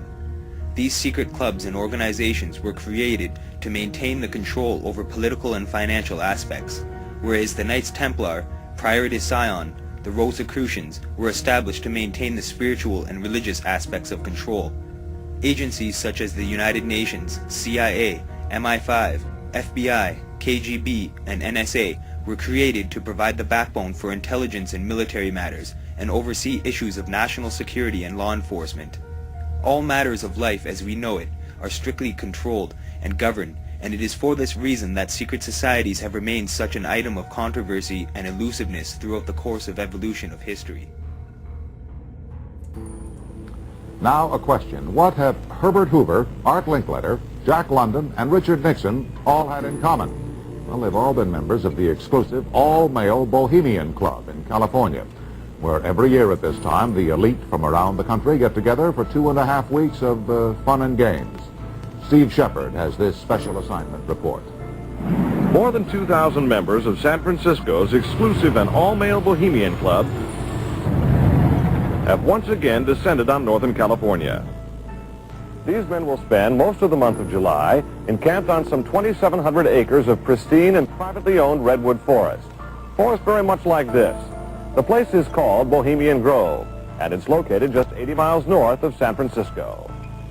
The Grove is the Bohemian Club's summer retreat, and its facilities are hidden beneath lush forest canopy extending south from the banks of Sonoma County's Russian River. For more than a century, the camp has been a place where club members and guests from all across America gather to relax. The retreat is divided into dozens of small camps, the most prominent of which is called Mandalay. Among its members are businessmen like Leonard Firestone and Edgar Kaiser, and political figures like Gerald Ford, Henry Kissinger, William French Smith, and George Shultz. President Reagan, Vice President Bush, and Defense Secretary Weinberger are members of other camps. Richard Nixon is a Bohemian, and so are high-ranking executives of such companies as Eastern Airlines, Standard Oil of Indiana, and Bank of America. For the most part, the men of Bohemian Grove are over 50, highly successful, and, according to many employees, politically conservative. Membership in the Grove is by invitation only, and is determined by such factors as social standing, occupation, and personal connections. Privacy is one of the Grove's most cherished virtues. Members may not photograph, record, speak, or write about activities at the retreat. Sociology professor William Dumhoff found out enough to write a book on the place. Well, I think it's a playground for the powerful. It's a place where wealthy men from all of the United States gather for 2 weeks to relive summer camp with this ceremony called the cremation of care that begins the 2-week encampment where the body of dull care, symbolizing woes and concerns, is burned on an altar in front of a big owl statue. When that ceremony ends, they all start to cheer and yell and hand each other a beer. Discussions at the Grove in the 1930s helped lead to the development of nuclear power and the atomic bomb. It was at the Grove in 1967 that Richard Nixon and Ronald Reagan hashed out differences over their presidential ambitions. Each year, guests like Henry Kissinger or Zbigniew Brzezinski address members on their areas of expertise. Presidential counselor Edwin Meese will be among this year's speakers. And each year, other guests come to the Grove simply to enjoy themselves. This year, CIA Director William Casey is a scheduled guest of John McCone, former CIA Director. And what you're looking at here, staggeringly, is a group of people, some of the most famous people in America, in long gowns. Behind them there, you see a 40-foot stone owl. And there's the fire between them, next to the lake at Bohemian Grove. Now, one might wonder, understandably, why the people that run the banking, political, economic system and the media in America should be dressed in long robes doing a ceremony to a 40-foot stone owl. I think we should be told.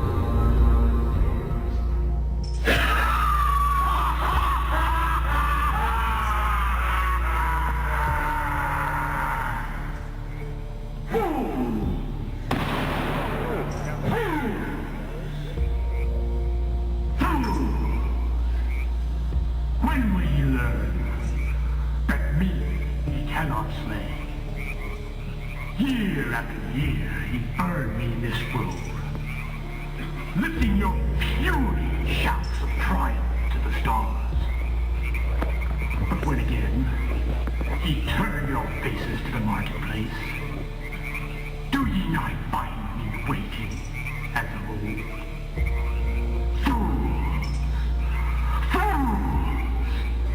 Fools to dream ye conquer care.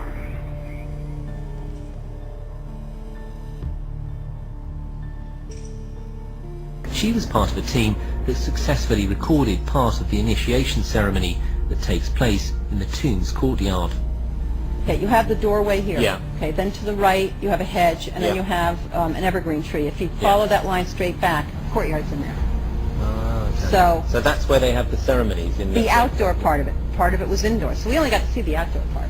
Right. We only got and to listen to the outdoor part. God only knows what went on indoors. And what did you hear? What was it you know? You managed to get this unique it was access disgusting.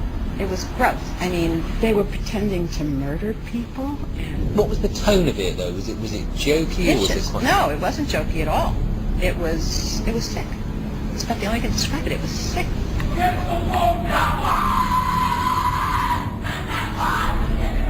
What you're hearing is the first recording ever made of the Skull and Bones initiation ceremony. it has never been broadcast before.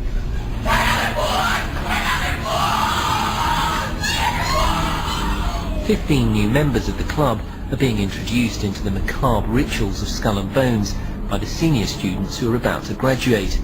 The club has what some might see as a strange fascination with death, skulls and bones.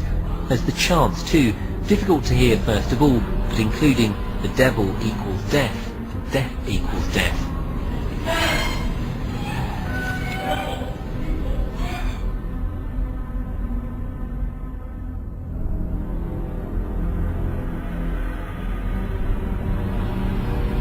But when you get into a secret society of spirit worshippers, then, and especially when you're invited there by the direction of the higher-ups in the spirit world, you never get out of there alive.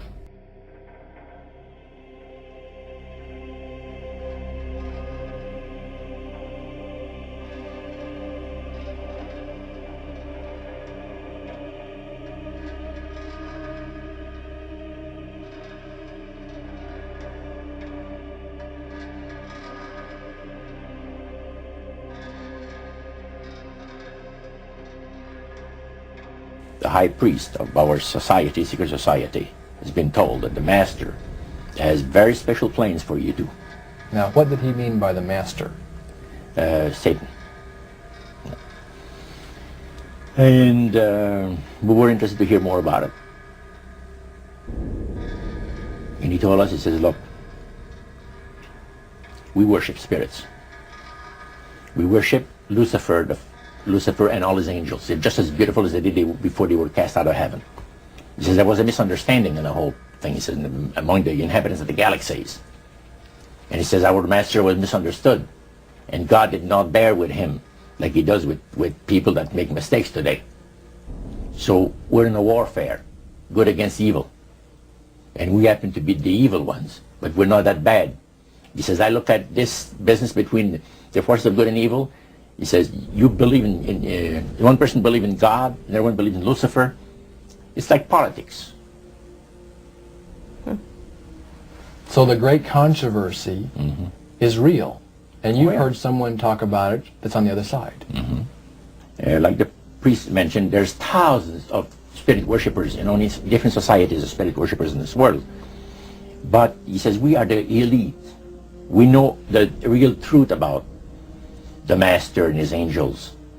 And they are not hideous-looking beings. They are gorgeous creatures.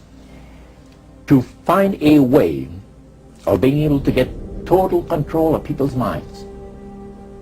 And that would be done by taking hypnotism out of the realm of the occult and introduce it as a new science for the benefit of mankind.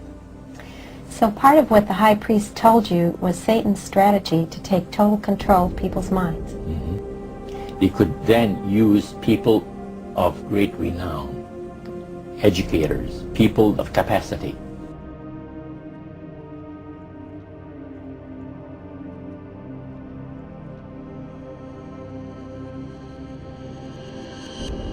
If we look at this diagram, we will see the basic structure of the secret Illuminati. Back in 1776, they structured the Illuminati with 13 positions, but around the time of the American Civil War, they restructured it somewhat so that what they created was this first level, your anarchy level here, and then a hierarchy level, and then your special committees and councils. They're very similar to what we saw on our diagram, where you had your, remember on your Gnostic religions, where you had your broad mass religions and your initiate group. On the anarchy level, you'll find thousands of different witchcraft groups that each have their own rituals and their own beliefs, and they look disassociated and unorganized and unrelated. But then, if you are selected to go beyond that, you will enter the hierarchy level, and as a little girl, for instance, you would be part of Sisters of Light, and then as a teenager you'd be inducted into the Mothers of Darkness, and then you would progress to the Grandmother level. And they have many special committees and councils. For instance, your council of 3, 5, 7, 11, 13, your Grand Druid Council, your committee of 300, your committee of 500. Over here, you see represented again that same three-tiered pattern that I was talking about, and this is the Satanic Brotherhood, which is organized in hubs. The Satanic Brotherhood and Illuminati are like this. They're essentially one organization, except the Illuminati is technically Gnostic dualism. They believe that your good deeds must balance your bad deeds.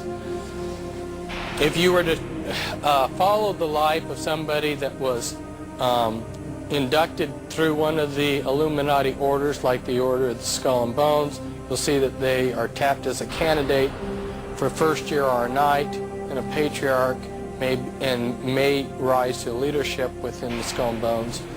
From there you'll see that they progress to the Council of Foreign Relations, whose equivalent is the Royal Institute of International Affairs, then to the Round Table groups, and then to the Pilgrim Society. The Pilgrim Society is far more powerful than Council of Foreign Relations, although very few people know about it and talk about it.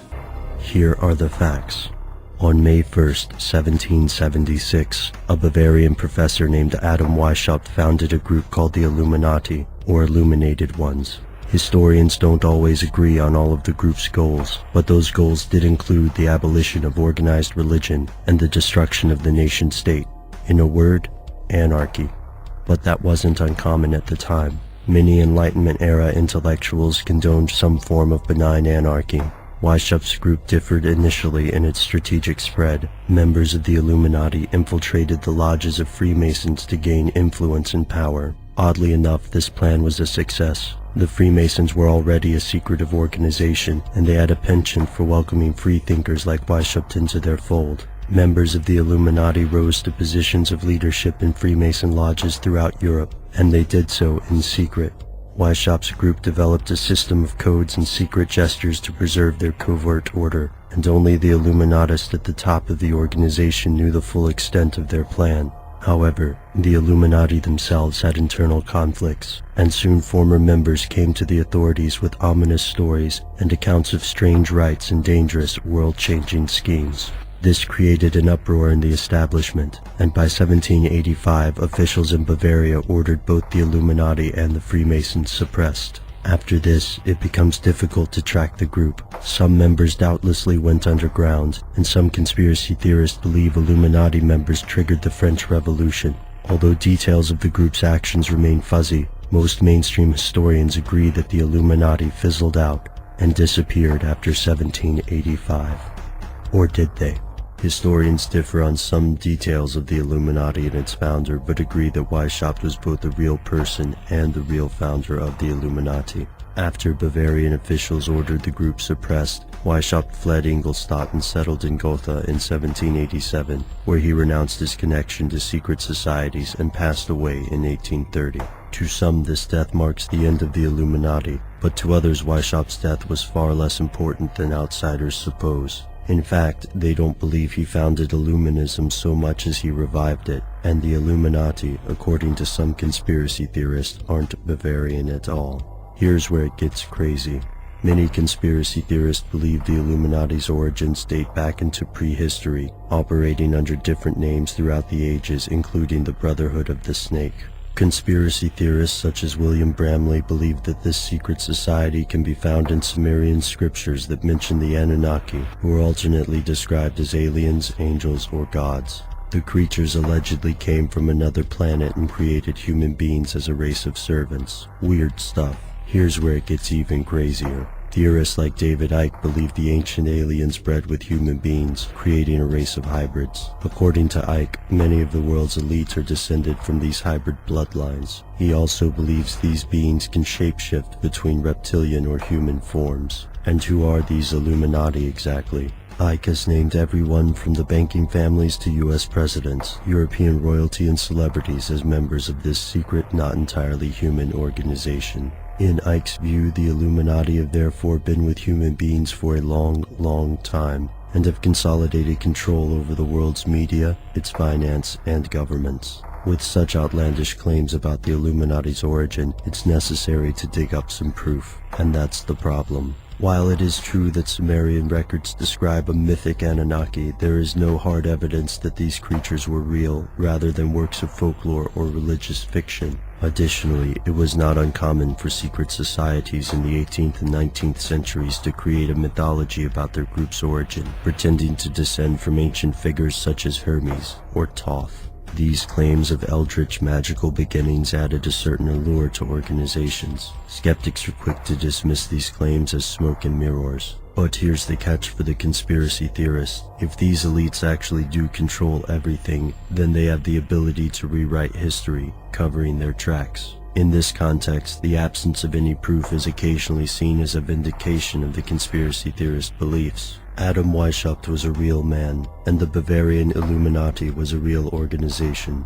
But did Weishaupt found the Illuminati, or did he simply revive a much older, more secretive group? In 1775, Weishaupt was summoned to the House of Rothschild by Mayor Amschel Rothschild to begin the organization of a secret society which would be able to gain control of the world through the governance of resources and finances, militarily, and through the means of reason and logic. The group's ideals were heavily drawn from the philosophies of Enlightenment-era pioneers such as Christian Wolff and Isaac Newton, whom were also famous Freemasons of the era. By 1776, the first chapter of the Order of the Perfectibilists was formed in Ingolstadt, Bavaria, which later became known as the Order of the Illuminati. It saw religion as a hindrance to its goals of creating a one-world government system, and therefore denounced God and other religions, and saw itself as the opposing force, or satanic in nature. The group was adapted by members whom saw themselves as being enlightened, or possessed the light of Lucifer, and gained the attention of many atheists. The group structure was created using the same system as Freemasonry, with various levels and groups assigned to specific duties in carrying out the agenda of their goals and intentions. The group's philosophies began to spread very quickly throughout Masonic lodges in Europe and eventually making its way to the lodges in North America as well. In 1784, an Illuminati member named Lanz was struck by lightning and killed in Ratisbon while traveling on horseback to deliver top-secret Illuminati documents. When Bavarian officials searched the contents of his saddlebags, they became aware of the existence of the Order of the Illuminati and found plans which outlined the details of the coming French Revolution. The Bavarian government attempted to alert France of the approaching danger. However, due to the influence of Masonry and members of the Illuminati in both governments, the French government failed to do anything about the warning. Many members of the Illuminati were arrested by Bavarian officials, as the group was then banned outright. However, due to its influence in the Masonic lodges of Europe, it simply went underground. Upon raiding the home of an Illuminati member named von Zwack, Bavarian officials discovered additional documents which became known as the 25 Goals of the Illuminati, which essentially called for the worldwide revolution which would be the great work of the secret societies. Weishaupt and many other members left Bavaria to find refuge in other areas in Europe and were successfully able to influence on a greater scale as a direct result. After fleeing Bavaria, Weishaupt received the assistance of a well-known Freemason and Duke in Gotha named Ernest II of Saxe-Gotha-Altenburg, whom has blood relations to today's royal bloodline of the House of Windsor, formerly known as the House of Saxe-Coburg in Gotha. With the assistance of royalty and in exile, Weishaupt was able to write many new works, and in 1786 wrote a piece called Apologies of the Illuminati, where he seemed apologetic and attempted to distance himself from his earlier beliefs and practices.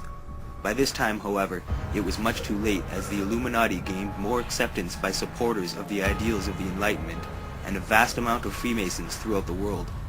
In 1789, violence erupted in France, and the French Revolution overthrew their existing government and attempted to abolish Christianity from the nation. Additionally, a half-naked prostitute was placed on the altar of the Cathedral of Notre Dame and was extolled as the goddess of reason. Meanwhile, in America, John Adams won the 1796 election, likely due to his opposition to Freemasonry, and his son, John Quincy Adams, was noted as stating, "I do conscientiously and sincerely believe that the order of Freemasonry, if not the greatest, is one of the greatest moral and political evils." This had little effect, however, as just 2 years later, in 1798, George Washington acknowledged that Illuminati activities were being practiced in America, and went on to say, "It is not my intention to doubt that the doctrine of the Illuminati and its principles of Jacobinism had not spread in the United States. On the contrary, no one is more satisfied of this fact than I am." As the years passed, the doctrines of the Illuminati went on to inspire the concepts behind communism and other modern forms of government systems. The symbol of the Illuminati, the all-seeing eye, can be found on today's American currency and is essentially what led to the creation of several occult and satanic-based religions and secret societies. The 25 goals of the Illuminati are essentially what makes up the agenda of the New World Order, or a one-world government system, and outlines the methods of obtaining this goal. Obviously influenced by the Enlightenment and the Illuminati, an unknown Freemason known only by his false identity of R.C. Christian created a modern monument known as the American Stonehenge, or the Georgia Guidestones. The goals outlined on the monument are an indication that the Illuminati was not dissolved, that it is alive and well, having been allowed to continue and evolve through the lodges of Freemasonry around the world. Built out on a small flat area in the nearby Appalachian Mountains of Georgia stand these huge slabs of granite.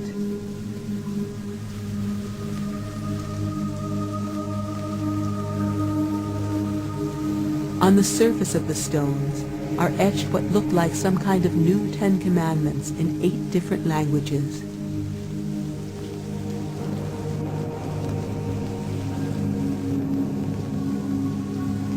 English, Arabic, Chinese, Hebrew, Hindi, Russian, Spanish, and Swahili. Maintain humanity under 500 million in perpetual balance with nature. Guide reproduction wisely, improving fitness and diversity. Unite humanity with a living new language. Rule passion, faith, tradition, and all things with tempered reason. Protect people and nations with fair laws and just courts. Let all nations rule internally, resolving external disputes in a world court. Avoid petty laws and useless officials. Balance personal rights with social duties. Prize truth, beauty, love, seeking harmony with the infinite. Be not a cancer on the earth. Leave room for nature. Leave room for nature.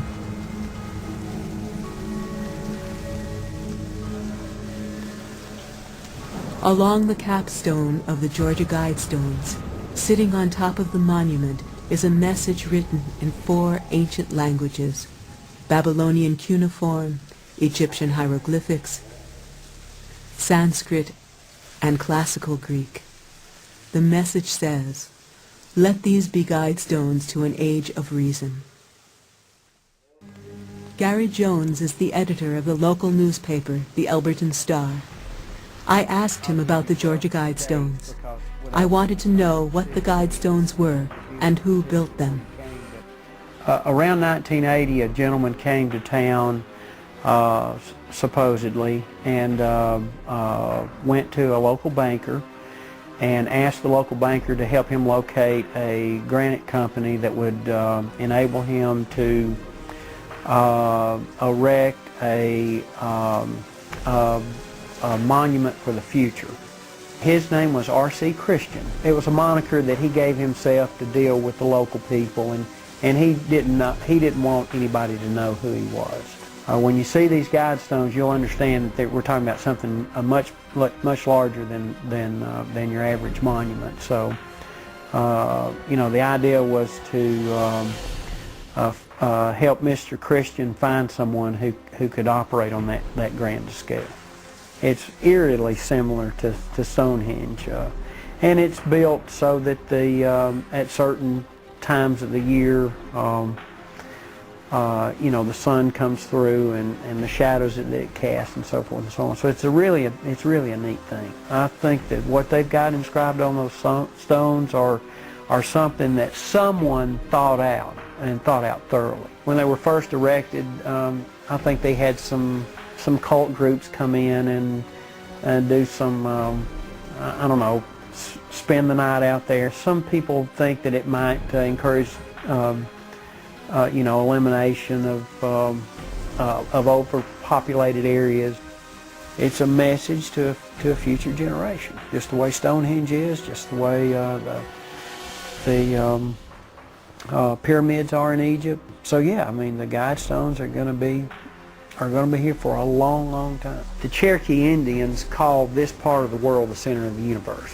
There are Masons here who may have had some influence on the guide stones.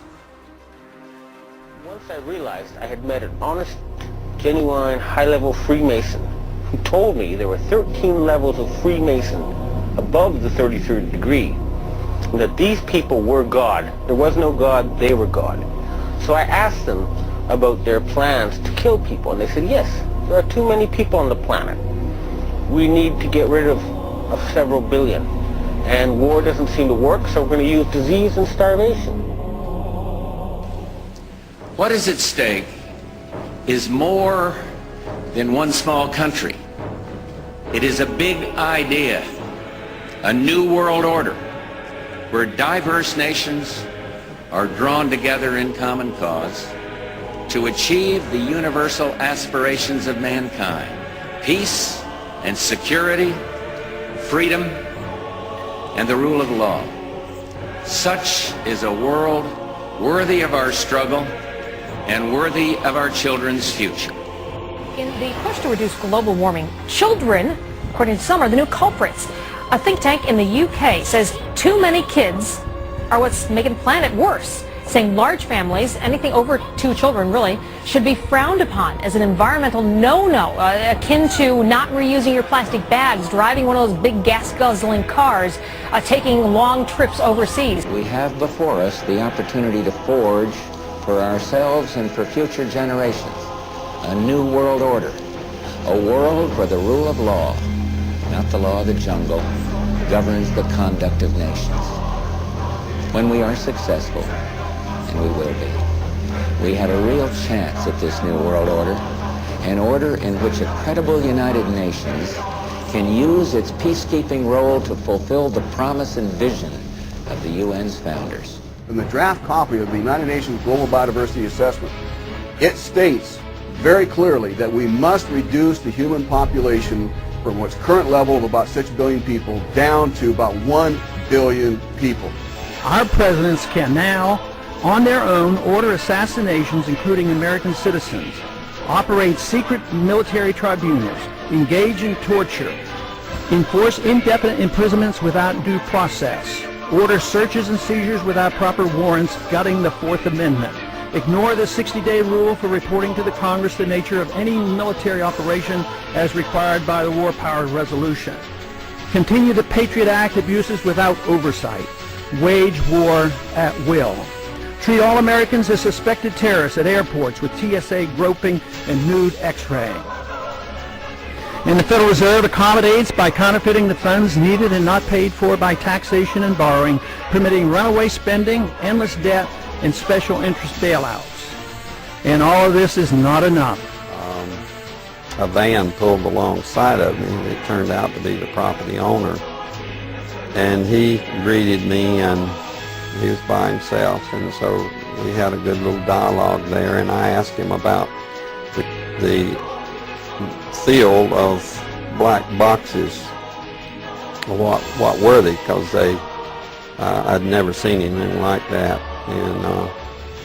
And his statement was that if he told me, I would be one of few people in Madison, Georgia that knew about them. And he says they're disposable coffins, I believe he told me. And he says there's 100, at that time he said there was 125,000 there. And they were stacked, he told me 15 high.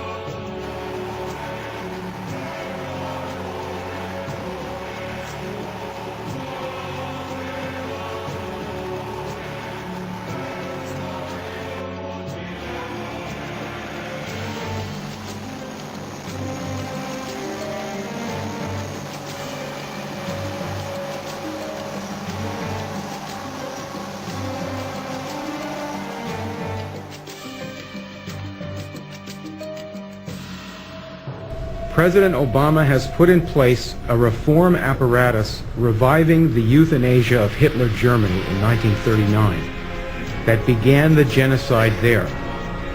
The apparatus here is to deny medical care to elderly, chronically ill and poor people, and thus save, as the president says, $2 to $3 trillion by taking lives considered not worthy to be lived, as the Nazi doctors said.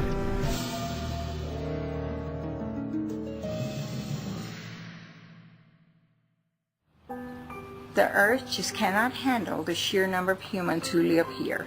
Something has to give. And I believe that it's up to us who have lived a good life to make sure that our children will have the opportunity to live good lives too. I have lived a good life. I have lived a good life. I have lived a good life. I have lived a good life.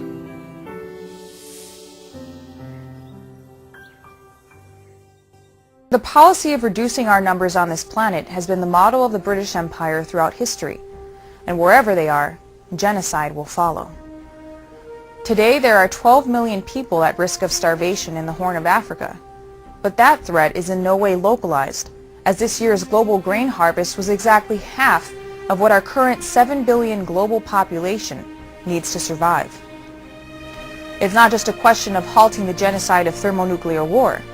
The genocide has already begun, and London's puppet in the White House has enforced that policy globally for the benefit of the empire. This is Esther. At first, I thought she was a boy.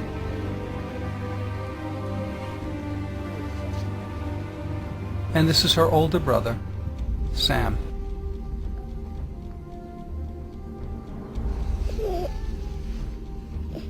Their behinds were shriveled and laced with deep lines left by their shrinking body mass. Their legs were tiny bones covered in dried-out skin. It was clear to me that starvation had pushed these helpless kids to the verge of death.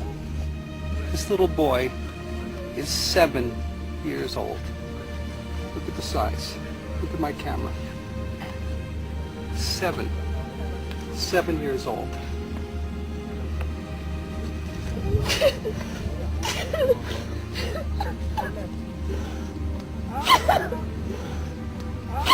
What are we going to do?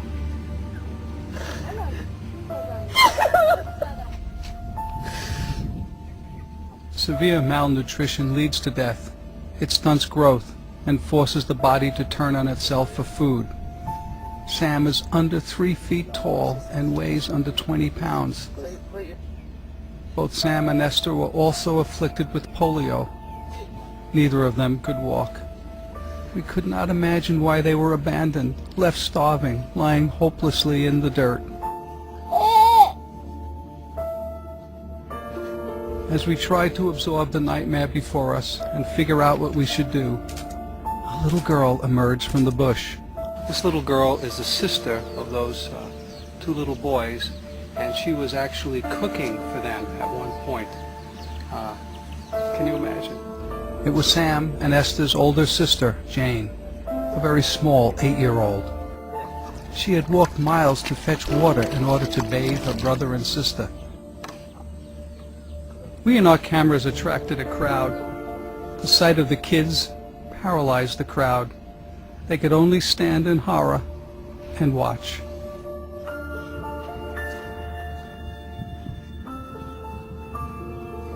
We watched in utter fascination as this little determined girl bathed her siblings.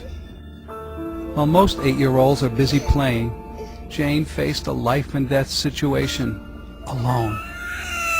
She could not feed her hungry brother and sister, but she could see how dirty they were, and it was within her power to take a long walk for some water, lug it back, and bathe the kids. Little Jane, a hungry child herself, assumed the awesome duties of a parent.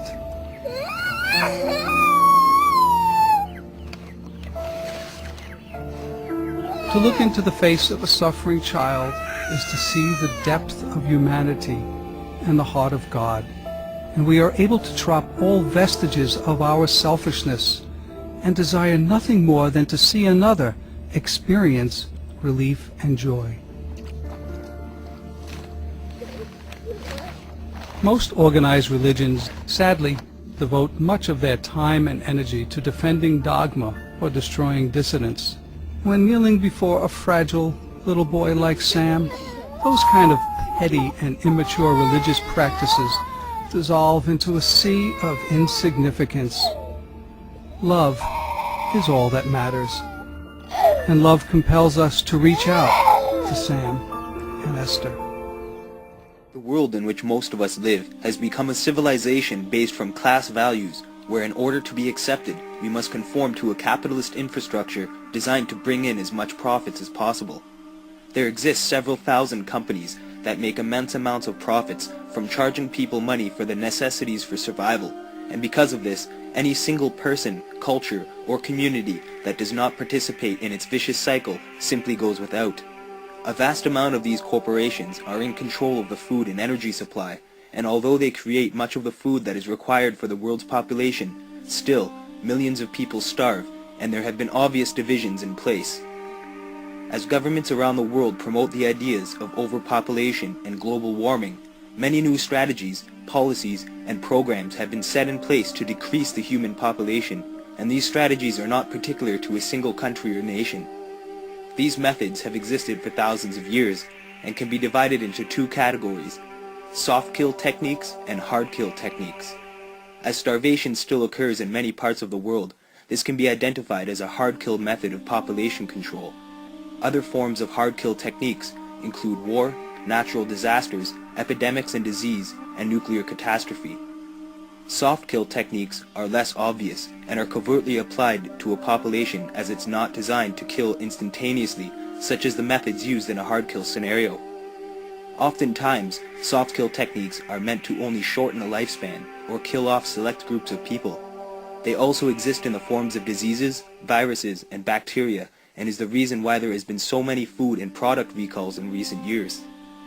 So the president of IG Farben was convicted of crimes against humanity. Now, he's a sort of artistic fellow and creative. He was the one who was responsible for the slogan that people saw as they entered Auschwitz, usually for the last time. Arbeit macht frei. Work brings freedom. Creative sort of fellow. So he was sitting in jail and he said, well, that didn't work. What else can we do? I've got it. Food. He who controls food controls the world. The state says the fruit is probably linked to a deadly outbreak of bacteria sweeping across the country and hitting New Mexico especially hard. New at 10, Action 7 News reporter Todd Unger is following the recall announcement. Yeah, guys, these numbers are concerning. 3 dead, 10 cases, and more suspected cases being evaluated right now. What's it all mean? Watch what you eat. Canada's Food Inspection Agency has once again expanded its recall of contaminated beef. This time, consumers are being warned to steer clear of several types of cuts. The Food Safety Agency has come under criticism for what critics have said is a delayed response to the crisis. The Canadian Food Inspection Agency is being criticized for not sounding an alarm about potential health risks sooner. From the very first detection of E. coli, CFIA waited 2 weeks to issue a recall. And we are addressing to improve the process related to the challenge that we face. The recall is leading to questions about the reputation of Alberta's beef industry. The best guess is that some infectious agent is causing it.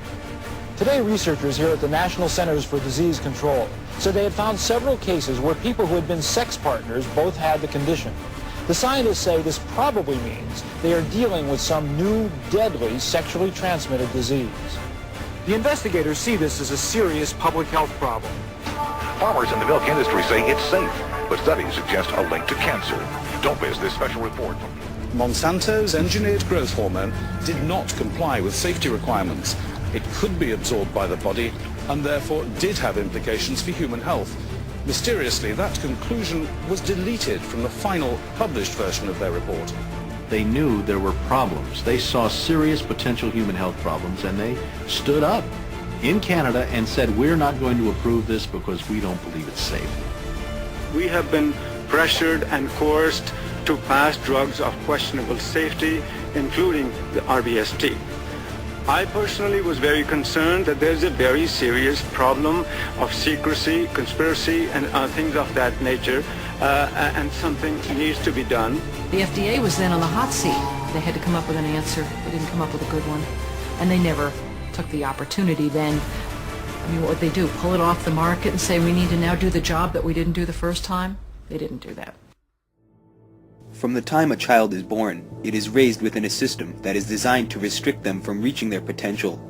Generation after generation has been bred with this system because the individual grows up to accept this way of life as the norm, and it is due to this fact that companies, corporations, financial institutions, and government systems have been allowed to develop over the decades and gain more and more control over the common people. We have all, from birth, allowed these systems to continue their operations and establish greater power and influence in an increasing amount of countries around the world. The agenda of the secret societies has become a reality in which we all play a part in, and the intent to consolidate control was established through the League of Nations, which is now known as the United Nations. This organization is a clear indication that the work of Freemasonry and the goals of the Illuminati are in full operation, and as more and more countries join the roster of the United Nations, a one-world court, government system, and military center point have been implemented and acts as the key decision-maker of global policies. The United Nations is the one world government system, and it was created by the British Empire and a majority of the major world powers at the time, just after World War I. Since its conception, it has shaped world policy and continues to act as the global decision-maker, while increasing its control over countries and their cultures around the world. The control of resources remains a top priority, and companies and corporations have been allowed to become monopolies in which a single corporation controls a vast majority of a particular resource or industry. Large amounts of profit are made from these industries such as forestry, mining, energy, raw materials, food production, and water. However, still much of the world goes without and is forced with a struggle for survival. Companies such as Monsanto have gained total control over the world market, allowing for increased prices to maximize their profit potential. With much of the competition not able to compete, total domination of the particular resource has been allowed to commence, and those who are not able to afford or have access to these resources are simply disregarded in the name of profit. In a day and age where free energy is discussed and things such as electric cars are an obvious reality, we still remain trapped within the clutches of a profit-driven world. When Nikola Tesla discovered free energy and presented his findings to potential investors and bankers, he was not aided because there was no monetary profits to be made from giving people free electricity. Instead, industry bankers such as J.P. Morgan invested their money towards Thomas Edison's inventions related to energy, as in this way a new market could be established with great financial gains. We still live in this state of mentality and control, and although many people are aware and oppose this system, they are merely protesting against the companies and corporations and not the primary source or reasoning. The best way of explaining this is by understanding that many people that are protesting this system are simply playing into the intentions of the establishment. In order to make vital changes in political policy, people must be opposed to something, and then the government body is able to change laws and regulations, allowing for new policies to form, while the organization, company, or corporation remains intact, able to continue its control over a specific area or industry. When people protest, they are simply protesting the effects or symptoms of the problem, and are not able to have any impact on the source of the effect or symptom. This scenario is similar to a knight in shining armor. The actual company or corporation is the sword or weapon that is causing the effects or symptoms, and the government body or organization such as the United Nations is its shield, protecting the source through a court or legal system. However, these organizations were created and are maintained by a source, as there has to be a knight controlling the sword and holding a shield. Whether we attack the weapon itself or the shield that protects it, the source of power often remains unscathed and allowed to continue for years to come. While people protest against financial institutions and corporations, the source of its power remains unseen and protected, which is why there have been countless revolutions, protests, and acts of civil unrest throughout the world, and nothing has changed because of it. Many of these protests have actually allowed for this system to gain more control over the people, which is all part of the plan. Without the source of the damage, we would not feel the effects or symptoms of the wound on humanity, and as we continue to protest, the elite sit back and wait for chaos to unfold, because out of chaos there is order, and our world leaders fully realize the power of controlling the energies of the planet.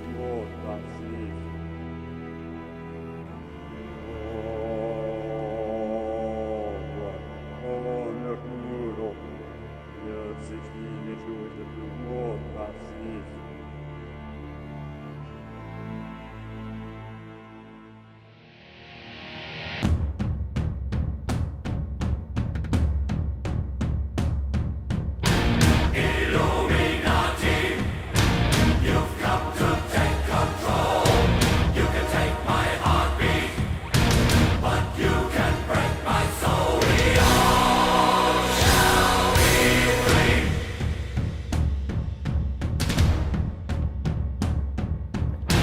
Illuminati, you'll never take control. Your new world order will lead to none at all. We all stand before you as one. Heaven is for everyone to be free from the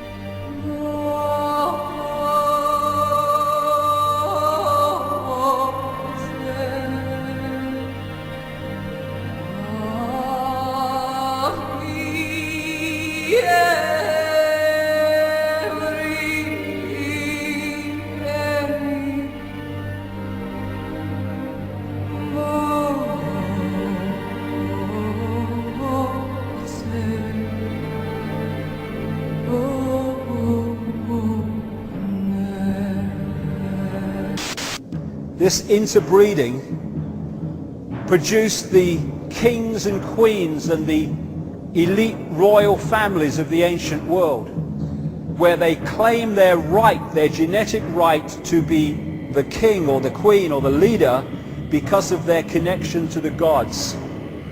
And all over the world you find this. And what do we have today? We have the queen as head of state of this country purely because of her DNA. In Sumer you find the same. Sumer, which became Babylon, which became Iraq, has ancient texts and tablets which describe the same recurring global story of this interbreeding to create this hybrid race. The hybrid race became known as the demigods, part human, part God, because of this interbreeding connection. This hybrid bloodline went off across the world, up into Northern Europe. It became the power behind the Roman Empire and the creation of the Roman Church, which became, of course, global Christianity. And so today, these hybrid bloodlines are known as the Illuminati, the illuminated ones, and they're the ones that control the transnational corporations, governments, the banking system, the whole shebang that dictates and controls the direction of society. It's a great thing for history. George Washington, Thomas Jefferson, William Howard Taft, and President Barack Obama. One young girl traced them all back to one common ancestor. They're all cousins and all grandsons of John Lackland. It's the first family tree of its kind. Pouring through more than 500,000 names for months, 12-year-old Bridge Ann d'Avignon discovered that all the U.S. presidents, except Martin Van Buren, are related to the former King of England, John Lackland Plantagenet, signer of the Magna Carta in 1215. Mildred Reed is his first great-grandmother on George Washington. And on Obama, Mildred Reed is the 10th great-grandmother. It started as an assignment to research her own lineage, tracing it back to roots in France. But Bridge Ann wanted to branch out. Well, I think we just all go back somewhere, or it's just a matter of proving it. She started with George Washington, but unlike other professional genealogists that only looked at the male family lines, Bridge Ann was able to link the presidents together using both male and female ancestry. Before this, historians had only been able to link 22 family trees. She kind of created a triumph of women's studies here. Bridge Ann also figured out she's an 18th cousin of President Obama, something she hopes to be able to share with him in person. I've written a letter to Obama, but I just gotten standard reply. I hope to meet the president and explain it to him. Let me take you through this, branch by branch. The 101st Airborne Division, Air Assault. Vice President Dick Cheney, the man who's only a heartbeat away from the presidency, is actually a blood relation. He's President Bush's 9th cousin once removed. Cheney's cousin Barack Obama is also Bush's 11th cousin and the 9th cousin of Brad Pitt. But we're only just getting started. President Lincoln was President Bush's 7th cousin 5 times removed, and Bush shared more than just a ballot with John Kerry. That's right, they're 9th cousins twice removed. There's also royalty in the Bush bloodline. Princess Diana was Bush's 11th cousin twice removed. And then there's this bombshell. Happy birthday, Mr. President.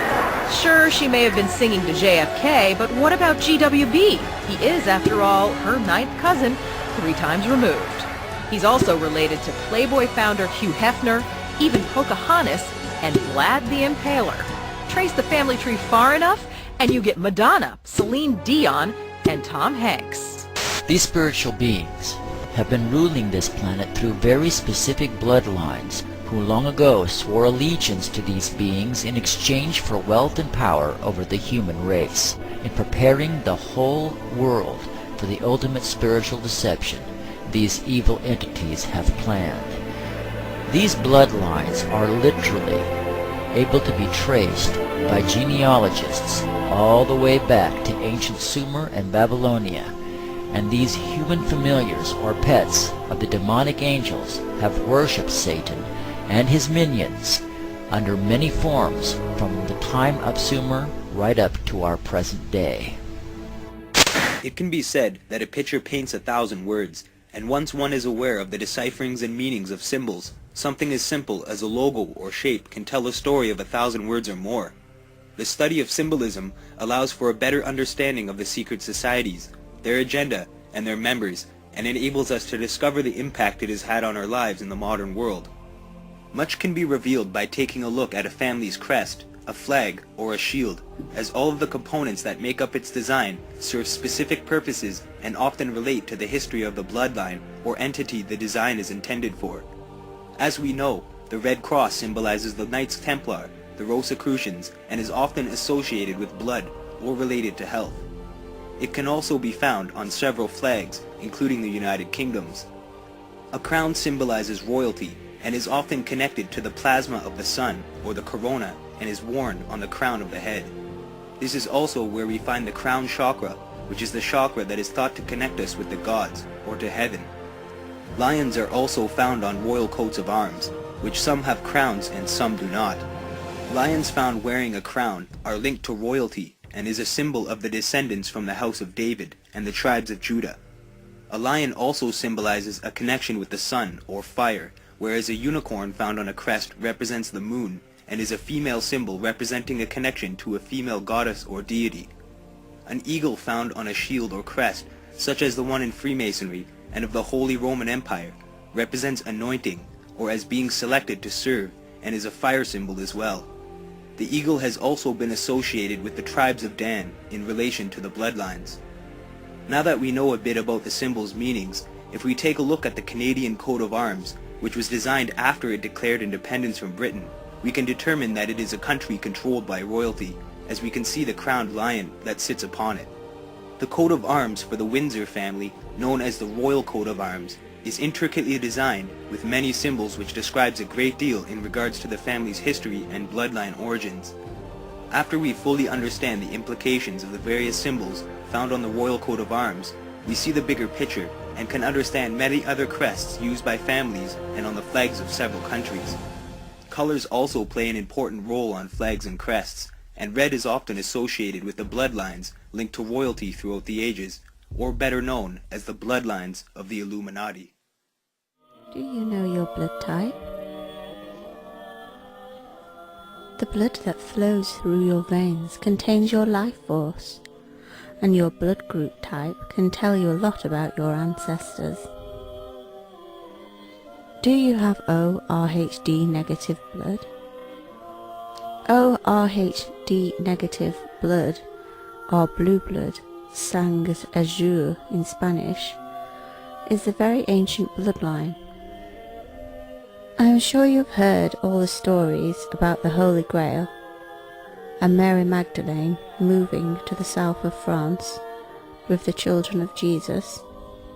Behind all stories there is some truth, and when you start to join the dots and bits and pieces of information that we do have, a story unfolds. Did you know that 85% of all human beings have a monkey gene?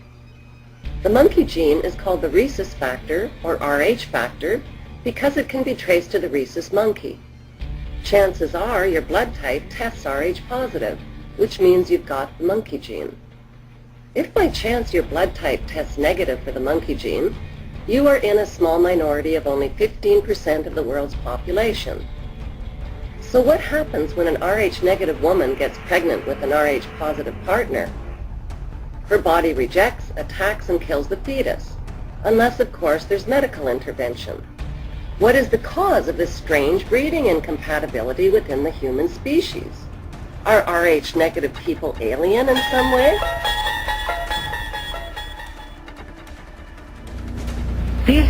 These guys who are manipulating my mind and programming me for mind control purposes claim, and these criminals in control of our country as well, claim to be gods, demons, and aliens in order that I feel totally helpless, in order that I felt like they were beyond my realm to affect.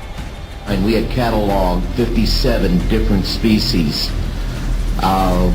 You have individuals that look very much like you and myself that could walk among us and you wouldn't even notice the difference.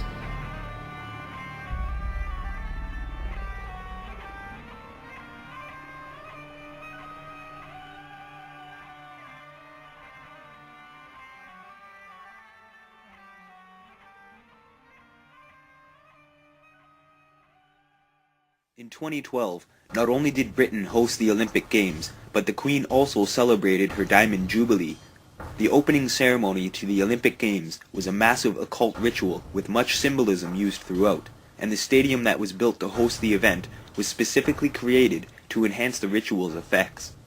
The opening ceremony was carefully planned out so that the ceremony would increase the energies on the entire planet.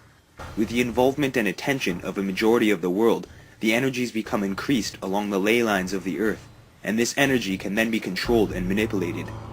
There is much information about this ritual and its effects which can be found online for further investigation into this subject.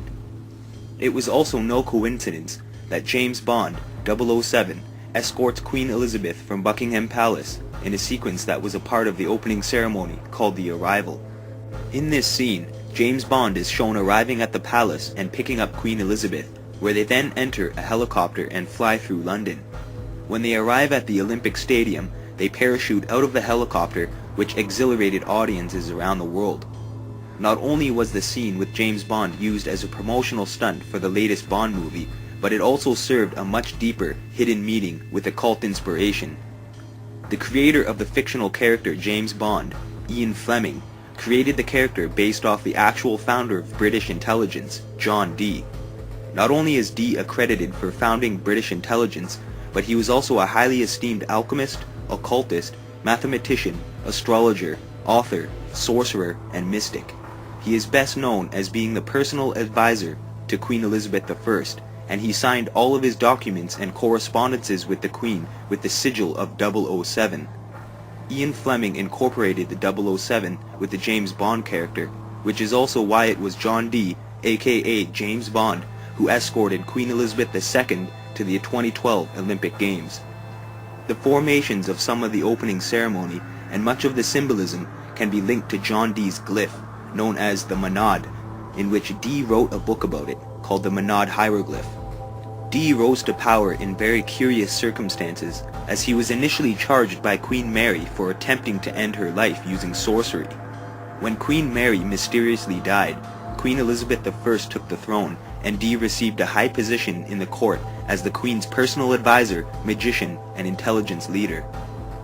John Dee is also known for bringing the Rosicrucian Order to England, as he was the head of the Rosicrucian Order in Europe at the time. The Rosicrucian Order has its roots through the mystery schools of Egypt and is thought to have been established around 1500 BC. The successor of John Dee in regards to the occult and the Rosicrucian Order was none other than Sir Francis Bacon. Bacon is also accredited for the foundations of the modern English language and translating the King James Version of the Bible. It is thought that when he translated this version, he also altered it, incorporating Masonic and Rosicrucian symbolism and doctrine. John Dee had a strong influence on many contemporaries and on the British Empire. Not only was Dee a scholar of the classics and the magical past, but he was an intimate friend with some of the great movers and shakers of his own time, particularly Sir Philip Sidney and the entire coterie of poets and artists who had gathered themselves around Elizabeth, Astrea, to celebrate her reign and to make of her the paradigmatic sovereign of Europe that Dee believed led the way toward the establishing of a universal alchemical monarchy. It was essentially a poetic enterprise, as alchemy always is. Merlin, in the Arthurian legends, has come down to us basically disguised as John Dee. The image we have of Merlin is Dee's image. So Dee possessed an enormous power over the imagination of his contemporaries. They were in awe of his learning.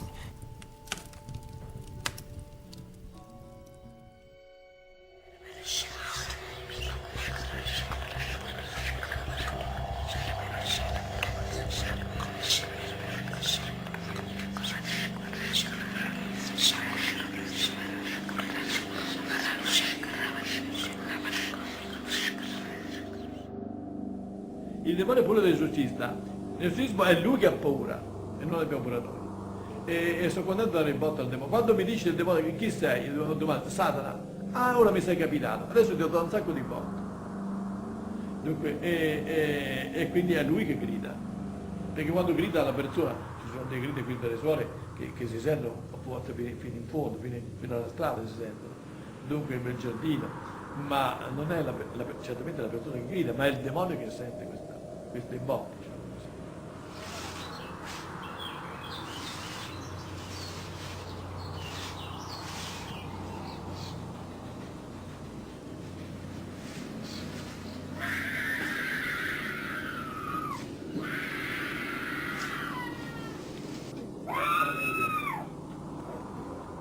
Martina and her parents have been coming to see Padre Alfredo regularly for the past 6 months. The family has turned to the exorcist in an attempt to solve problems which have troubled their daughter since she was 8 years old.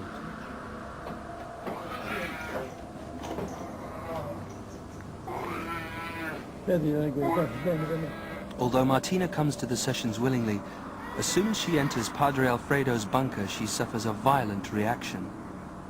For her own safety, she has to be restrained before the exorcism can begin.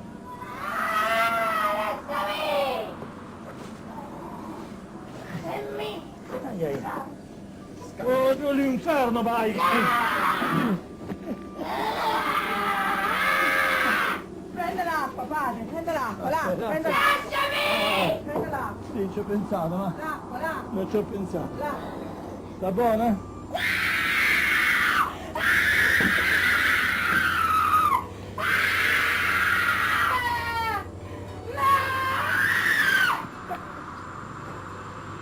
Sta buona, forse?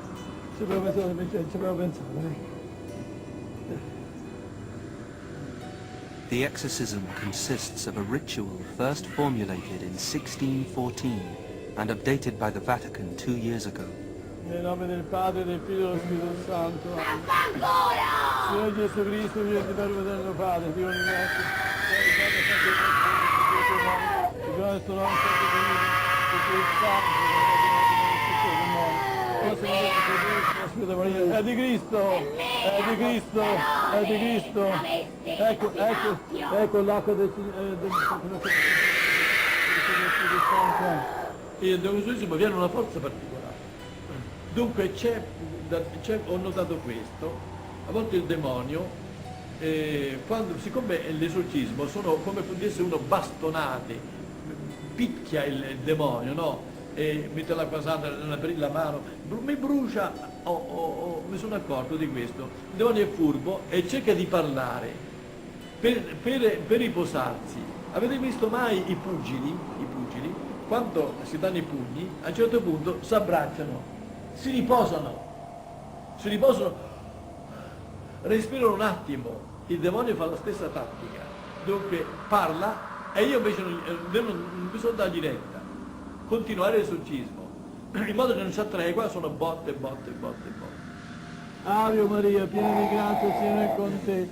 Tu sei benedetta fra le donne, Maligno. Ave Maria, piena di grazia, il Signore è con te. Tu sei benedetta fra le donne, benedetta Santa Maria, ma libera, ma Maria, no, maligno, è Cristo più forte. Cacciale via, di la verità. Di la verità a questa signora. Esiste o non esisti tu? Il demonio esiste o non esiste? Esiste il demonio! Come fai a dimostrarlo? Come fai a dimostrare che esiste? Tutto! Ma questo... Io esisto!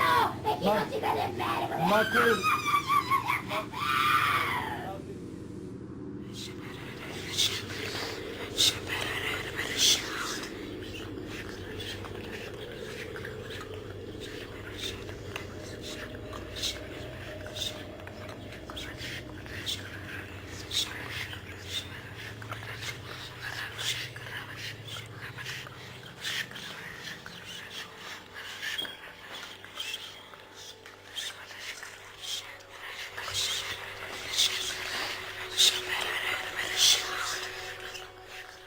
The Necronomicon is a book of incantations to summon demons and spirits, and is highly popular in occult circles found throughout the ages.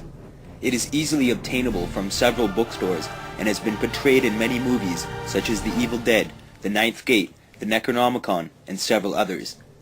The book was originally written in 738 AD in Damascus by Abdul al-Hazred, and was later translated by John Dee, and later popularized by H.P. Lovecraft. Most of the entities referred to in the Necronomicon are Sumerian gods, which we discussed earlier in this documentary, such as Marduk, Tiamat, and Kingu. However, there is also several similarities to Kabbalistic, Biblical, Babylonian, and Islamic concepts and symbolism. The book states that the teachings of the Necronomicon have been long forgotten by man, and only those who worship demons or the ancient ones still retain this knowledge. Also similar to ancient Sumerian beliefs, the book describes the Anunnaki, which can be described as meaning those of royal blood, or those who from heaven to earth came. The Anunnaki have been popularized in modern times by authors such as Zechariah Sitchin and Eric von Daniken, and has influenced the ancient astronauts theory, which has been recently promoted through the media. This theory depicts these ancient astronauts as being gods, interbreeding with humans to create the demigods, and being responsible for engineering the human race, creating mankind in their own image. In Sumerian beliefs, it names Enki as the one who genetically engineered mankind, and is similar to the Greek god Poseidon, The symbol of Enki and Poseidon is two entwined serpents, which represents the double helix of DNA and is used by today's medical profession. The Necronomicon describes a spiritual battle in where the dark gods, called the Ancient Ones or Old Ones, are cast out from the heavens to the darkest part of the universe, called the Agigi. These dark spirits or demons are waiting in the Agigi for a celestial event to occur, in which their priest, Cthulhu, and their leader, Azagthoth, will lead them out, in where Cthulhu will establish a kingdom on earth to bring a war to the ones in the heavens, called the Elder Gods. This story is paralleled in the Bible in Revelations 9:1, where Apollo ascends from the abyss onto earth bringing swarms of locusts. There are 9 gates in the Necronomicon, and each gate is guarded and ruled by a different entity. Of these 9 gates, there are 7 inner gates, referred to as the 7 gates or the 7 seals, and there is 2 outer world gates. These gates are created during rituals and represent different parallels or dimensions in our universe. The Kabbalah also describes similar parallels or universes and referred to them as Sephiroths. These Sephiroths have also been associated with the human chakra points, and the Necronomicon's Ladder of Light, with its 7 gates or steps, associates the same planets with each step as the Kabbalistic ladder. A ladder with 7 steps can also be found in older Hindu and Persian traditions, and the Masonic ladder of Kadosh and Jacob's ladder from the Bible are also similar stories of gateways or steps. Just as Albert Einstein described universe dimensions as being in spheres, so does the Necronomicon, and the spirits that reside within these spheres exist within extra dimensions, which exists in every point in space. These entities coincide in parallel universes, and with the right offerings or sacrifice can be summoned or brought into other dimensions and parallels. Various gestures are used to control the spirits, referred to as the signs of power, and symbolizes mankind's power over the spirits. These hand signs are done with the left hand, which is where the term left-hand path is derived from, and is often associated with evil or negative characters. A common sign we have seen world leaders using is the sign of Vur, which is used to ask something of the Old Ones, and is one of the 4 satanic signs. It is used when attempting to use the influence of the Old Ones to achieve a specific goal or purpose. The sign of Kish is also a commonly seen hand gesture, and is used to break down a barrier and open portals to the outside. The sign of Koth, commonly seen being used by politicians and other world leaders, is used to close the portals opened by the sign of Kish. The sign of the Elders is a protective gesture used for protection from the Watchers against threatening spirits. Once a specific spirit has been summoned, it is often uncontrollable and very unpredictable, and many people who attempt to use the Necronomicon, when not fully aware of its methods and potential, end up bringing forth dark forces into their lives, in which they cannot reverse. Several races are also mentioned in the Necronomicon, such as the Thule, which influenced the Thule Society, the Elders and the Old Ones, the Anunnaki, the Watchers, and the Migo. The Elders are the oldest of the races, and are gods that reside in the heavens.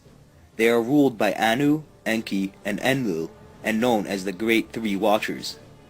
They have made a pact with humans so that they can be summoned by the use of rituals and magic, and created the spirits whose duty is to protect humans, called the Watchers. The Old Ones, or Ancients, are demons to the Christians, and are referred to as the Jinn to the Muslims. Jinn is also where the term genies originates from.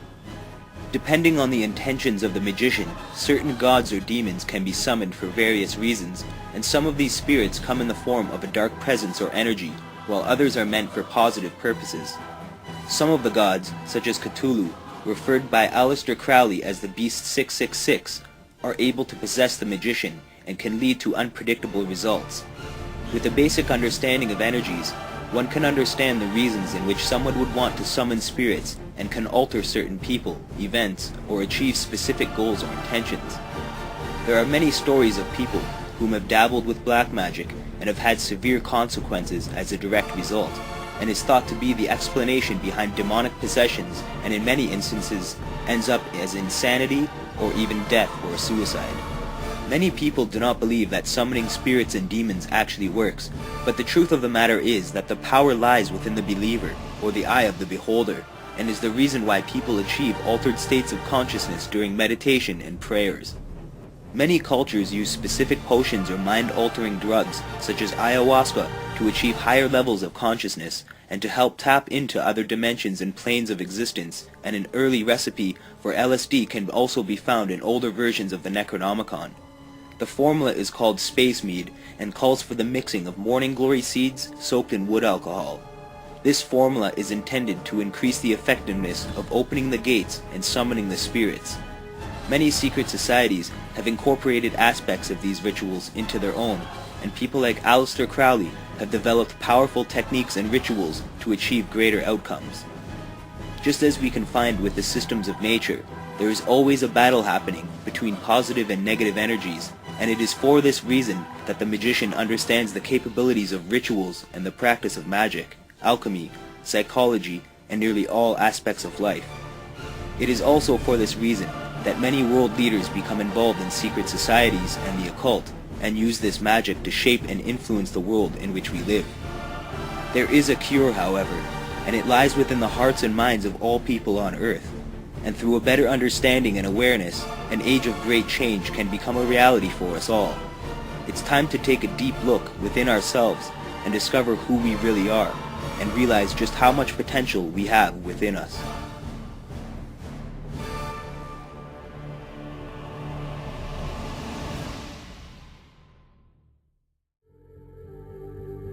Facing our true inner self is virtually unknown in our world today. This is why no matter how many civilizations rise and fall, it is our collective consciousness that creates our governing apparatus, not individual people.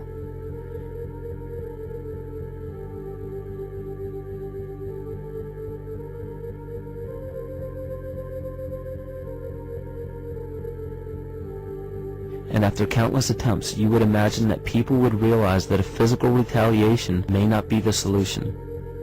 Yet here we are, thousands of years later, with technology that can clone DNA, vehicles that can break the sound barrier and probe the depths of space, and science that can overcome almost any sickness.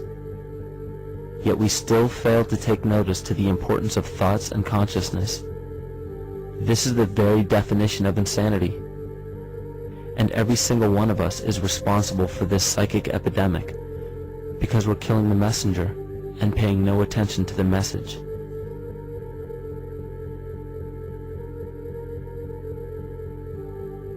The human spirit, body, and mind are all important factors we must maintain in order to lead healthy and productive lives.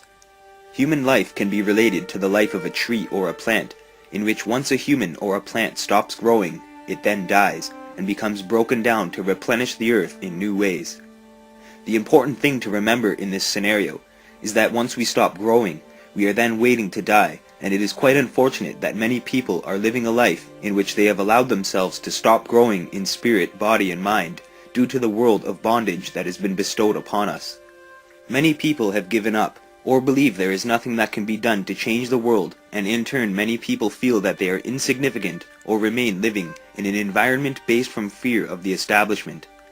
Oftentimes, when people learn the truth of life that has been hidden from them, they come to the conclusion that the system of control in which we live is an indestructible entity, and do not wish to face their demons, or become stressed and overcome with a flood of negative emotions, and continue to allow the world to progress in a downward spiral due to their emotions based from these fears. This vicious cycle has been continuing for centuries, and will continue for future generations unless something is done to stop it. The key to this great change lies within the spirit, body, and mind of every single human being on the planet, and throughout history, all it ever took to change the course of the world was a single person's vision or actions. If this could be achieved on a greater level and include a majority of the population, the world could be transformed into a better place, and our children and future generations could live in harmony. It is hard to believe that humanity has not entered into this age yet, and the reason we have yet to achieve this monumental leap in evolution is simply because we are all a product of our environment. We live in a world in where profit is more important than life, and from the time we are born, we are expected to become a part of this society. It is hard to get employment in a field we enjoy, and increase the potential of our lives at our jobs. Most jobs are simply a part of the corporate machine, and things like art, music, and other subjects geared to developing our potential are slowly disappearing from school curriculums and being replaced with industry-related studies. Laws, finances, and taxes are often not taught to children and must be taken in college and university to have a better understanding, and this in turn leads to people who are unaware of how the system works, keeping them in the dark so that they can assume their role in society. Government systems limit our potential for growth and consciousness by creating a negative world and keeping us in a state of fear and unknowing to the true fundamental realities of life. Many people become depressed because of this system, and others become addicted to drugs to cope, which destroys parts of the brain, leading to depression, sickness, inhibition, suicide, and death. The government also offers these addicts drugs through meth clinics, so that these people whom have become addicted remain on various drugs and become trapped in a cycle designed to limit their potential as human beings. When people become sick, the government and medical system prescribes drugs rather than promote natural methods of curing, because if someone gets better, there is no profit to be made. Pharmaceutical companies cannot stay in business by curing people, so natural methods of healing are neglected by the establishment. We live in a world where we are born to spend money and contribute to the system, and when we die, companies profit huge amounts of money from the families of those who have died. Our bodies are sealed and contained within a box or an urn, so that our physical materials cannot become a part of the living earth in which we are a part of. This stops the natural cycle carried out by all other life forms on planet Earth. Many people do not believe that they are connected with the earth or have an impact on their environment, but the truth of the matter is that all living things on this planet are connected, and through this awareness we are able to change the world in which we live. Through this knowledge, we can do what is necessary to make for a better world for future generations.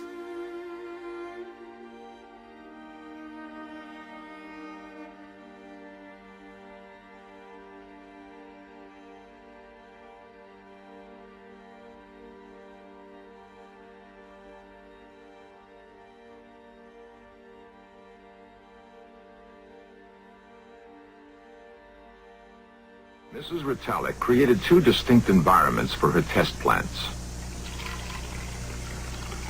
Water levels were kept the same in both. Temperature and lighting were identical. Only one element was different. Semi-classical music was played into one, hard rock into the other. In the chamber with soft music, the plants leaned toward the speaker, seeming to draw strength from the melodious sounds.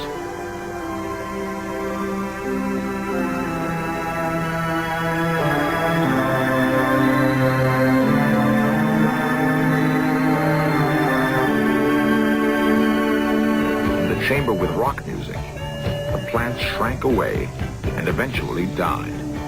Time-lapse photography represents the reactions of the plants over several days.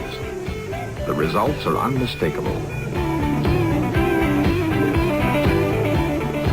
Test conditions could only mean that it was the quality of the music, not the volume, that determined the reaction of the plants. The plants, it seems to me, are trying to tell us something. If plants hear, how do they hear? Certainly there's nothing in the plant world like the human ear and mind, but perhaps there's something else. A way of hearing that doesn't involve receiving and interpreting sound waves. What we call a sound wave is merely one form of energy, but scientists know that energy takes many forms. Cleve Baxter has spent more than 25 years researching the behavior of plants. Right now we're going to use a pair of electrodes that are regularly used on people, but now are mounted between this C-clamp. Baxter is a polygraph expert and has conducted lie detector tests for the Army and the CIA. The polygraph is essential to his work with plants.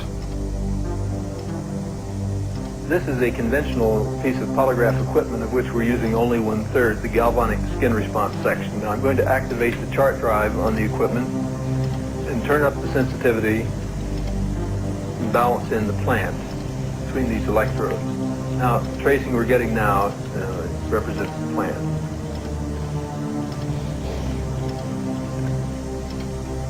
He calibrates the machine, this time in hope of achieving a response from the plant to the cutting of Kay's hand with a scalpel.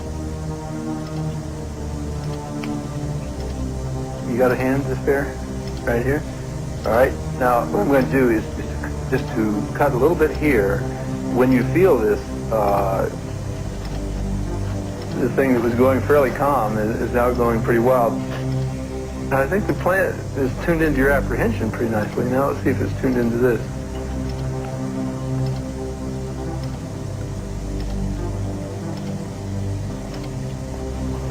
Now, I'm going to put some iodine in there.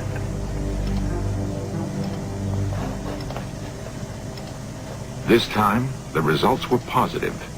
The plant has reacted in some way. Baxter can only conclude that it is a reaction to the pain felt by another living thing. I mean, this is pretty powerful stuff that we're going over. I mean, there's no anthropologist or biologist on the planet who can explain this one. How the sunflower evolved a bunch of spirals in it. It's seed pod design, and how those spirals exactly lead to a golden ratio Fibonacci series numbers. Unbelievable. Okay, this is it. There's no question. I mean, we've all been lied to all through our undergraduate college degrees and our elementary schools and on our TVs just by them not discussing all this. I mean, you know how many examples I have here? There's so many, and they're all this powerful. Okay? And all this was hidden from us while we were in our schools learning about, what were we learning about? Plate tectonics theory. I mean, it's pretty sad case. And when it's so obviously everywhere in nature, it has to be a conspiracy in the satanic New World Order Illuminati system we live in. I guess they don't want you to know this stuff, because you might realize that this reality you live in is charged with Yahweh. The architect's fingerprint is absolutely everywhere, and it's in you. You are a piece of that fingerprint. We think of a piece of steel as being solid, and according to our definition, it is a solid. But the popular concept of what makes a solid is certainly a false one. This piece of steel, and any so-called solid substance on this earth, is almost entirely empty space. If we could eliminate the empty space in this piece of steel, all that would remain would be a tiny bit of matter, so small as to be invisible even with a high-power microscope. This concept of almost unlimited empty space within matter is comparatively new, but it is the very cornerstone of our knowledge in this atomic age. Atoms are not solid. Instead, they are tiny solar systems composed of infinitely small particles revolving at tremendous speeds and bound together by enormous forces. And like our solar system, atoms are almost entirely empty space. For the moment, let's forget the forces within the atom. Thinking only of the particles and the empty space around them, science knows no reason why I couldn't take this so-called solid steel bottle and just throw it right on through that wall. Except this, we've tried it and it hasn't worked. If I were to attempt to run through that wall right now, all I'd get for my trouble would be a good-sized lump on the head. But that which would prevent my body passing through the wall would not be a collision of particles, but rather a collision of forces. The same forces that make an atom bomb. And if it were not for these forces, my body could go freely back and forth through that wall, just as though it were not there.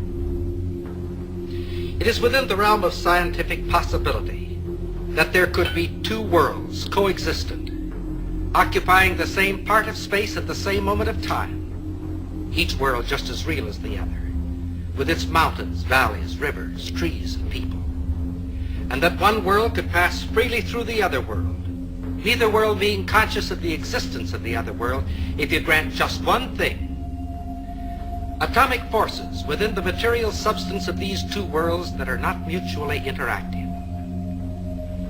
What do we mean by this? Let's see. Here are two pieces of steel. Their appearance is quite similar, but a magnet will reveal a basic internal difference between the two pieces. This one, of course, is picked up. but this one is unaffected. This piece of steel is non-magnetic, stainless steel. Of course, we all know that other metals, such as brass or aluminum, are not affected by the magnet. But a ring made of aluminum is something else. It can be suspended in air by the electromagnetic force of what is actually a transformer.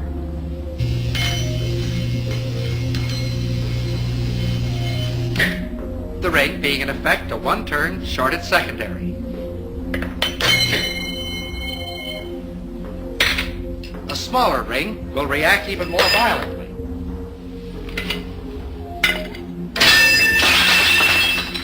Here is another ring. This one made of a material we say is non-conductive. And it is completely unaffected. Here is another example.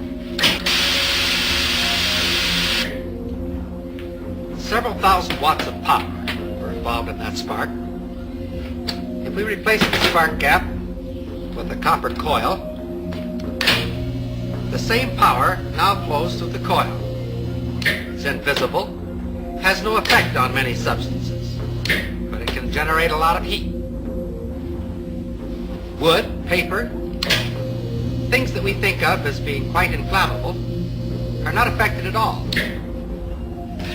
However, a piece of steel wool bursts into flame instantly.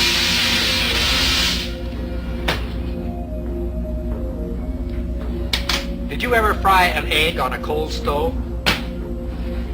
It's no trick at all if you have the right equipment. This is a cold hot plate. And because it's cold, you can make it out of wood, if you like. Just be sure that there's a coil of wire inside and that you connect that coil to a high voltage alternating current source. The rest is easy. As long as we're being different, we'll use motor oil instead of Crisco.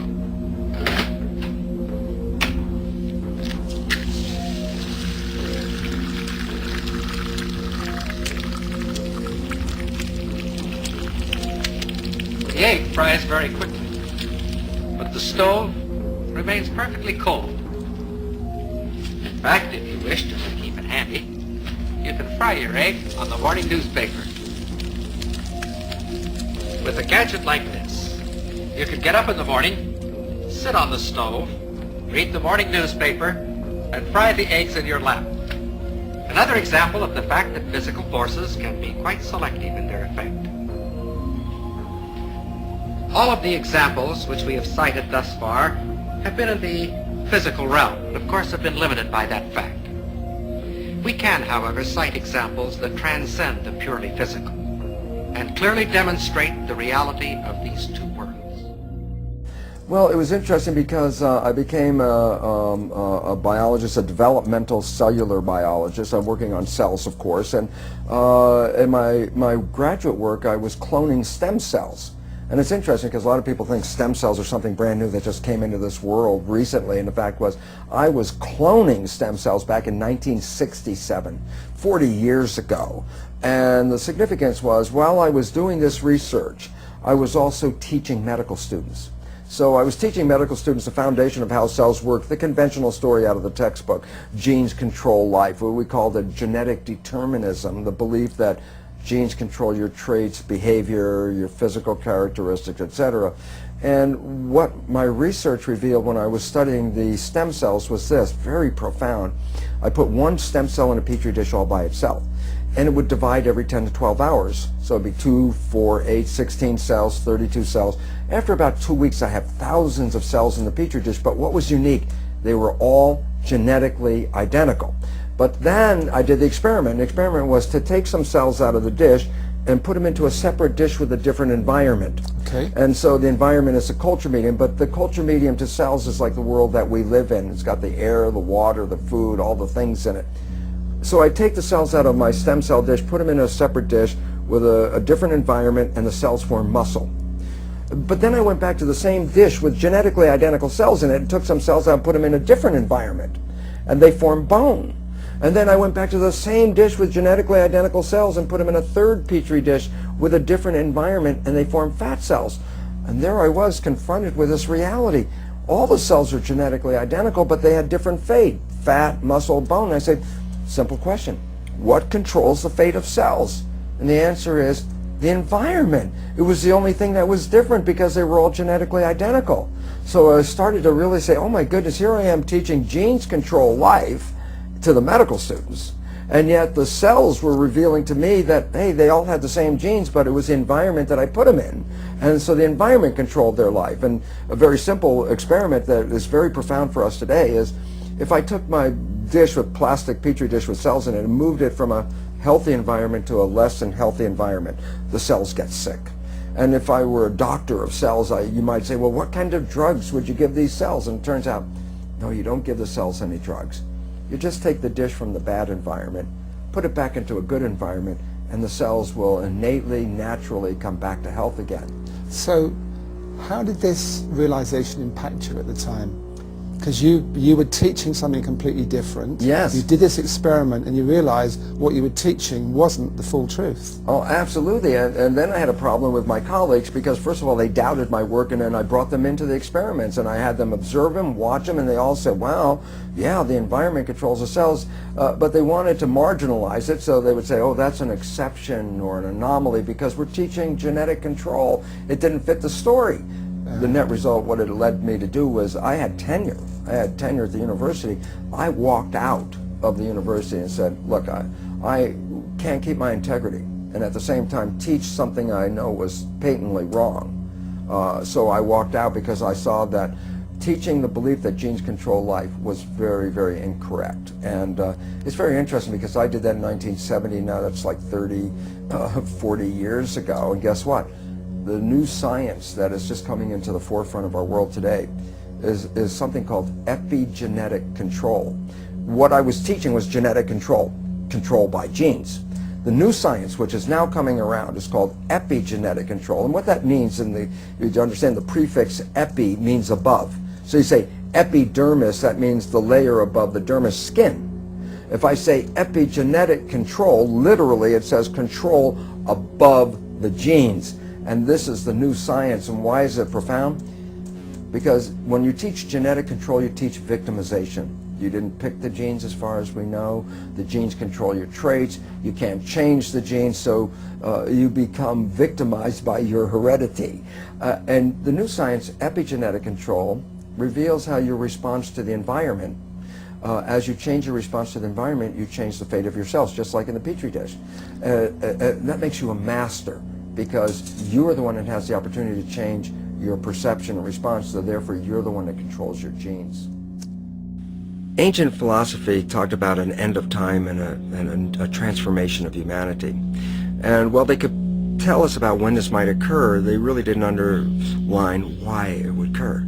Now we know why we are facing our imminent extinction on this planet, and coming to those prophecies and making them real, and that is this. We base our world on knowledge. Knowledge is power. Lack of knowledge is lack of power.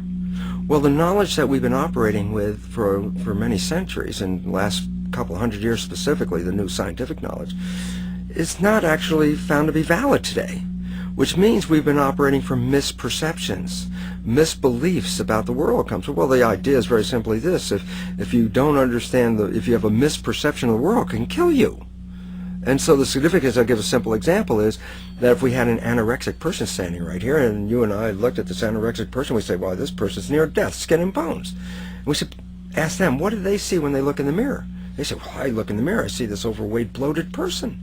And so they have a misperception. And what does the misperception lead to? It causes their brain to send chemistry to their body to reduce more weight. And because of a misperception, they're going to kill themselves. There was nothing wrong with their biology, it was their perceptions that were wrong. Well, we have three misperceptions that are causing our extinction. One is the belief that the material realm is all there is and all that matters, so that matter is all that matters. Number two is the belief that genes control our lives, which make us victims because we didn't pick the genes that can't change them and they have power over us. And the third one is an extension of Darwinian belief that says that The world is based on a struggle for survival. We all know about the rat race. And why is it a rat race? Because our fundamental belief is that if you don't go out there and fight to stay alive, you'll be trampled and killed. And so we see a world based on this Darwinian world, a nightmare of a struggle for survival, which involves war and competition and gouging each other, for each one climbing up on the back of another to stay alive. So what's wrong with these perceptions? Well, number one, the belief that matter is all that matters. That's a Newtonian belief. Quantum physics has come in and said, boy, did you make a mistake on that. It's not the physical matter that's most important. It's the invisible stuff you can't see, because it's the invisible fields, the energy fields, that shape matter in the same way that a magnet can cause the shaping of iron filings. So if you look at the structure of what's going on in here and blame it on the structure, no, you missed it. It's based on the invisible. But the biggest part of contribution to that invisible from us is our mind. Our minds are shaping the world. So whatever we believe is like a magnetic field that shapes our biology and our life to conform to the belief. So it says, wow, if that's true, then all of a sudden we should put more emphasis on the mind than on the body part. And then if we change our beliefs, then we can save our world. Myth number 2 was that genes control us, the belief of a victim. Again, cancer's in my family, what can I do about it? Might as well enjoy my life now. And all of a sudden we become irresponsible. Why? Because I said, well, if I can't control it, why do I care? And then irresponsible nature leads us to the extinction as well. The new science says, no, genes don't control your life, your mind controls your life. That your mind, acting through a new thing called epigenetic control, a new mechanism by which the environment or the perception of the environment controls our genetics, is what controls our heredity. And all of a sudden it says, well, then it means if you change your mind or your perception, then you change your biology. And the answer is absolutely. So you're a master of your life rather than a victim.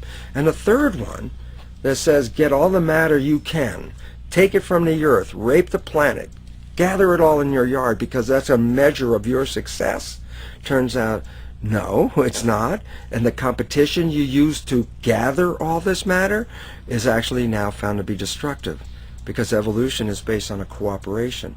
When we look into the biosphere, it's all a balanced, harmonious community except for us, because our belief says it's a struggle. The plants and the animals behind me, they look at it as this is a garden for them. We're the only ones that are out of the garden by a misperception. Since perception controls life and misperceptions can kill you, then you recognize the fundamental misperceptions on which we base our civilization are the destructive elements leading to our extinction. And when the new beliefs come into the public, civilization will take a radical turn and move off into a new situation of thriving and harmony and holism. That's the dimension that we're going to. This is the end of the civilization of the old beliefs and the transition into the new one. Our true consciousness does not exist in our brains or in our bodies. But this illusion of our individual bodies, along with the misinformation of our true origins, has manifested the idea that we all think independently from one another. With this misunderstanding, it would seem impossible to scientifically explain telepathy, clairvoyance, spiritual mediums, and other phenomena dealing with transferring information between sources without physical means of communication. But when you understand that there is a common spiritual bond between all things in the universe, and that we are all part of one divine intelligence, no phenomena is unexplainable. The blank matter within the most basic building blocks of perceivable existence is malleable and molded by intent. This means that consciousness shapes our reality. This seems difficult to accept for most, and it is quite understandable. In modern times, we are taught from an early age how to think rationally and tangibly. This is a very left-brain method of education, and it has more harmful effects than is given credit for. The left brain deals with logic, details, facts, patterns, practicality, science, and math, as the right brain deals with feeling, intuition, symbols, images, risk-taking, philosophy, and religion.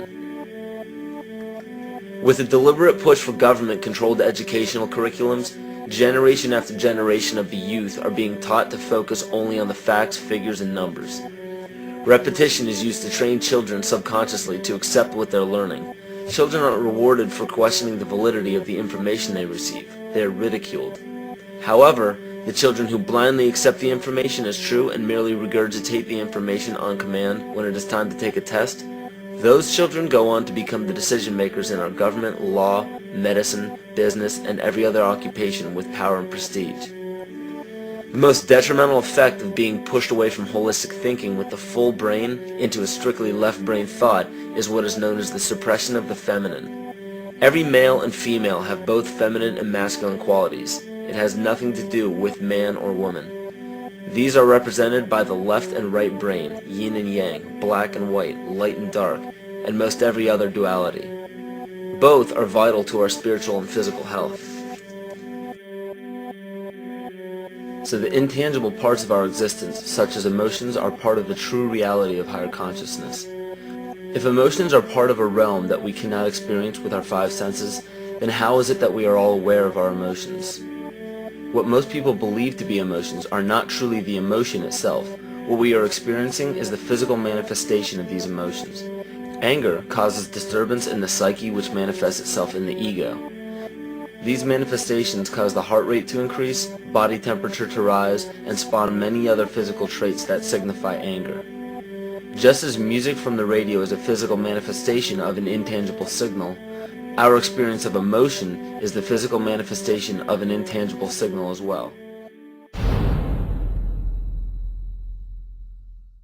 Ron Sakeley, Department Chairman, Chemistry, University of California, Berkeley, showed that DNA acts as an antenna for cellular upregulation. The primary function they taught us about what DNA is about. It's a receiver and transmitter of photons, light and phonon sound. For what? Cellular upregulation, meaning that their water molecules, the pyramid power around the DNA spiral energizing strands, are taking in the spiritual energy of love vibrations and then sending it out for manifesting, precipitating in a quantum field, the physical matter of the body. These are hertz, frequencies, or cycles per second that the musicians can retune their instruments to play and experiment with. Why? Again, these are the Creator's musical scale, the original solfeggio, buried for 3,000 years in the Bible.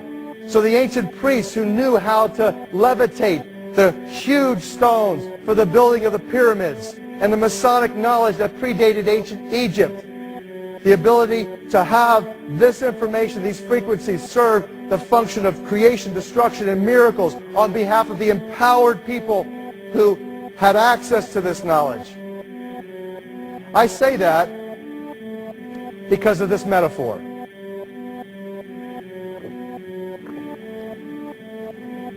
This is the difference between the power of our Creator and anything else, particularly evil. That you can go into a pitch black room full of evil, full of darkness, and light a little candle, and instantly that darkness flees. But you can't do the opposite. You can't go into a well-lit room full of truth and wisdom and righteousness and joy and health and harmony with the universal power. And you can't take any amount of darkness and go into that well-lit room and have any effect whatsoever. That is the metaphor which I frequently think of when I think that I'm not empowered. It is the greatest lesson for me, and I think for everybody else, to know that we're on the winning side and that we win in the end. We have entered a new age in human development in which people are starting to wake up to the realities of life. It is the age of enlightenment, and many ancient cultures have described this era within their teachings. Many years ago, much of the new science would have been ridiculed or considered to be the theories and workings of the occult. However, the ancient knowledge passed on through the mystery schools is simply manifesting itself. Many secret societies and government organizations have suppressed this sacred wisdom to maintain total control over our spirits, bodies, and minds. It is quite unfortunate that many people live with a "if it's not happening to me or affecting me, then I don't care" mentality. These people fail to realize the collective consciousness of existence and distance themselves from the truths that have been hidden from us for centuries.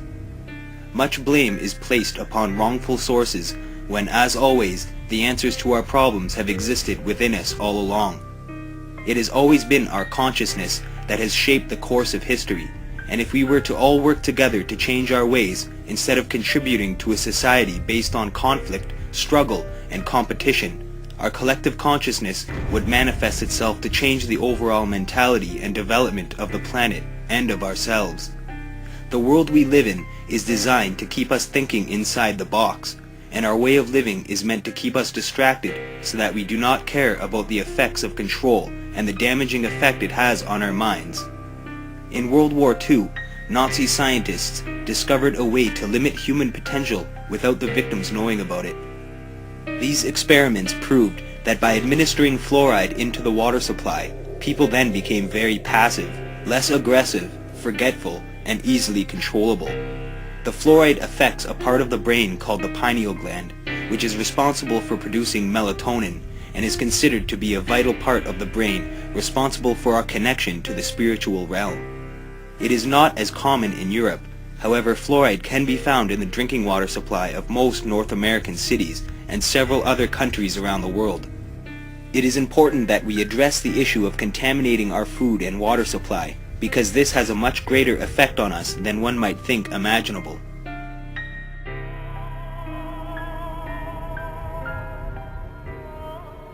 The fluoridation of the US's water supply has been going on for over 50 years. There has never been any testing on what it actually does to the pineal gland of the brain before 1990. Let's take a look at what the pineal gland is and what it does.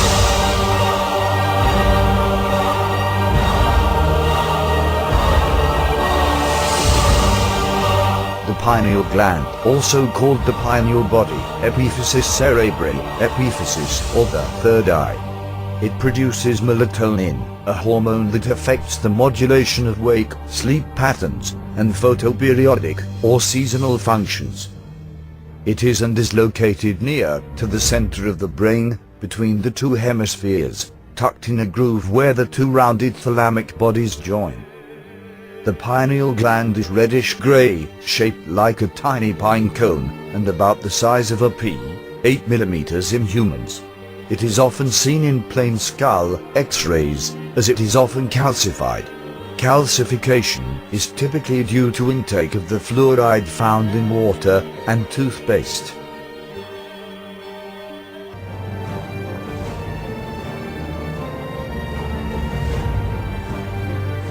Now we know it is shaped like a pine cone and is the size of a pea, and fluoride calcifies it. Let's go back to where it mentions the third eye and see what that means. The third eye, also known as the inner eye, is a mystical and esoteric concept referring, in part to the ajna, brow, or chakra, in certain Eastern and Western spiritual traditions.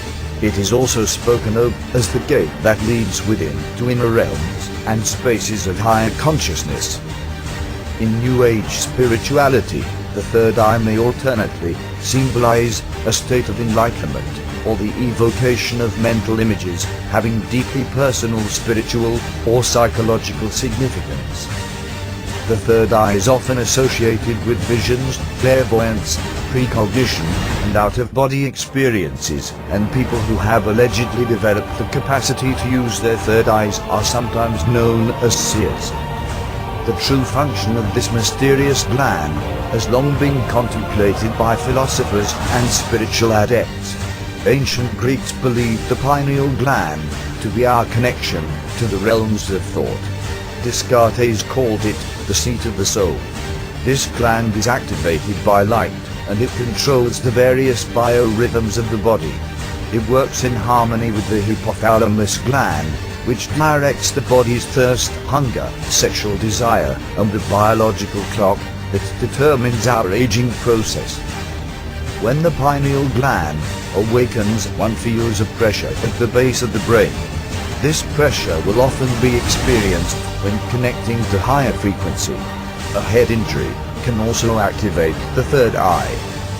while the physiological function of the pineal gland has been unknown until recent times. Mystical traditions and esoteric schools have long known this area in the middle of the brain to be the connecting link between the physical and spiritual worlds.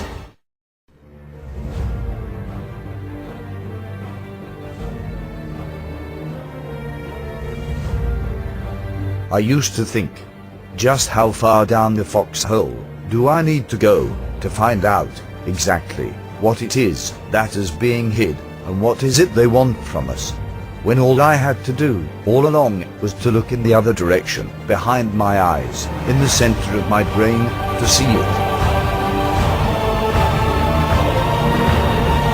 It all makes perfect sense now.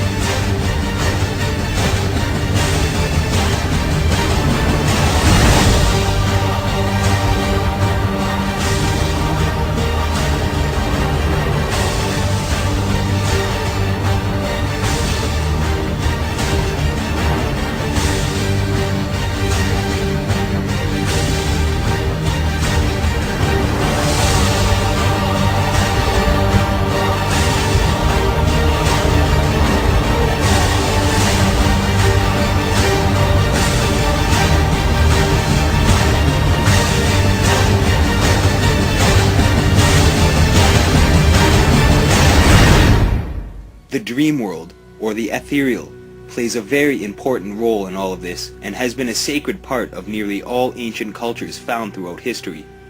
As we discussed earlier, we spend a large portion of our lives sleeping or in altered states, and the rest of the time we are awake in what we consider consciousness.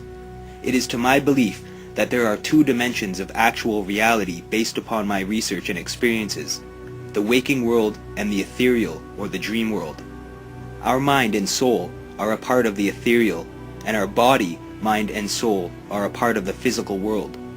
As we grow older, we become more connected to this dream world, and when our body dies, our memories, experiences, and soul continue in our dream world, and our physical materials join with the cycles of nature that exist on the earth. When we dream, we are experiencing an out-of-body experience, and many ancient cultures realized this and described it in similar detail. Evidence of this seems to exist within the practice of astral projection, where frequencies of the brain are leveled using binaural beats or certain drugs, and an altered dreamlike state of consciousness occurs, where the soul leaves the body to travel, and we are aware of what we are doing and can control the dream.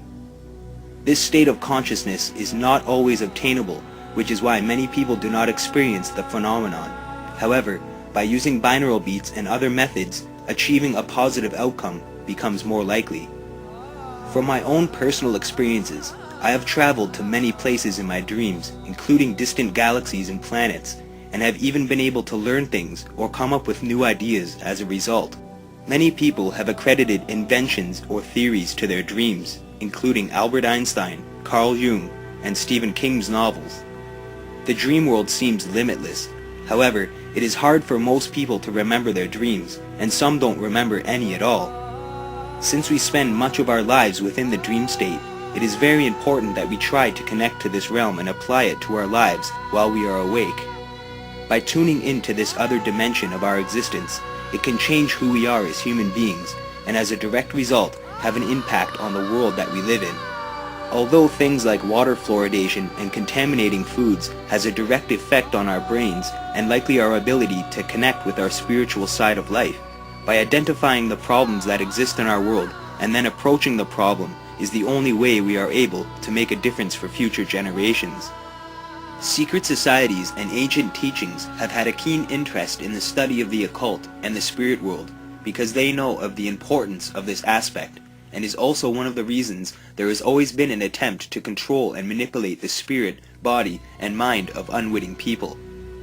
Governments have been experimenting on people for a very long time, and have long since learned the techniques and methods on how to gain total control of someone. We have entered the new age, an age of realization, and an age of revelations. People are starting to wake up and understand that for centuries we have been ruled by hierarchy, abused, suppressed, and generally disregarded. Many people have used violence to try and break free from this system, or protested to demand change for a better future. Most of these attempts proved unsuccessful, and so we now sit at a pinnacle in human history, where in order to make a positive change on the earth, we must first look within and make a change inside of ourselves, and as a collective entity, we can address the problems that face the human race. Now that we are aware of the matrix of fear that has been put in place to keep us from achieving great potential, we can contribute to the world in a loving and positive reflection. We must approach our world leaders with the knowledge necessary to justify our opposition and demand that we make the changes necessary to create an existence of longevity and continued renewal and purity. The power of light is much greater than the forces of evil, and it's time that we remove the blindfold that has been placed upon us and protect the children of the future from the repeated mistakes and misfortunes that have been allowed to occur for centuries past. This change begins within the individual, within yourself, and within the spirits, bodies, and minds of the entire planet. It's time to stare into the eye of the Illuminati, without fear and with great conviction, and the power of our belief shall overcome this obstacle.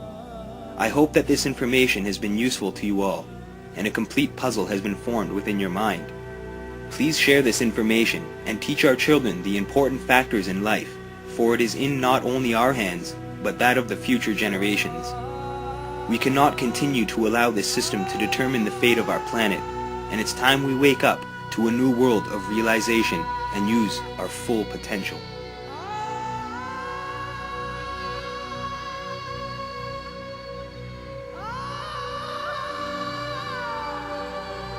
The dictator of Tomania, the conqueror of Austerlitz, the future emperor of the world.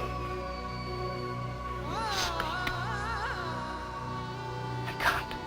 You must. It's our only hope.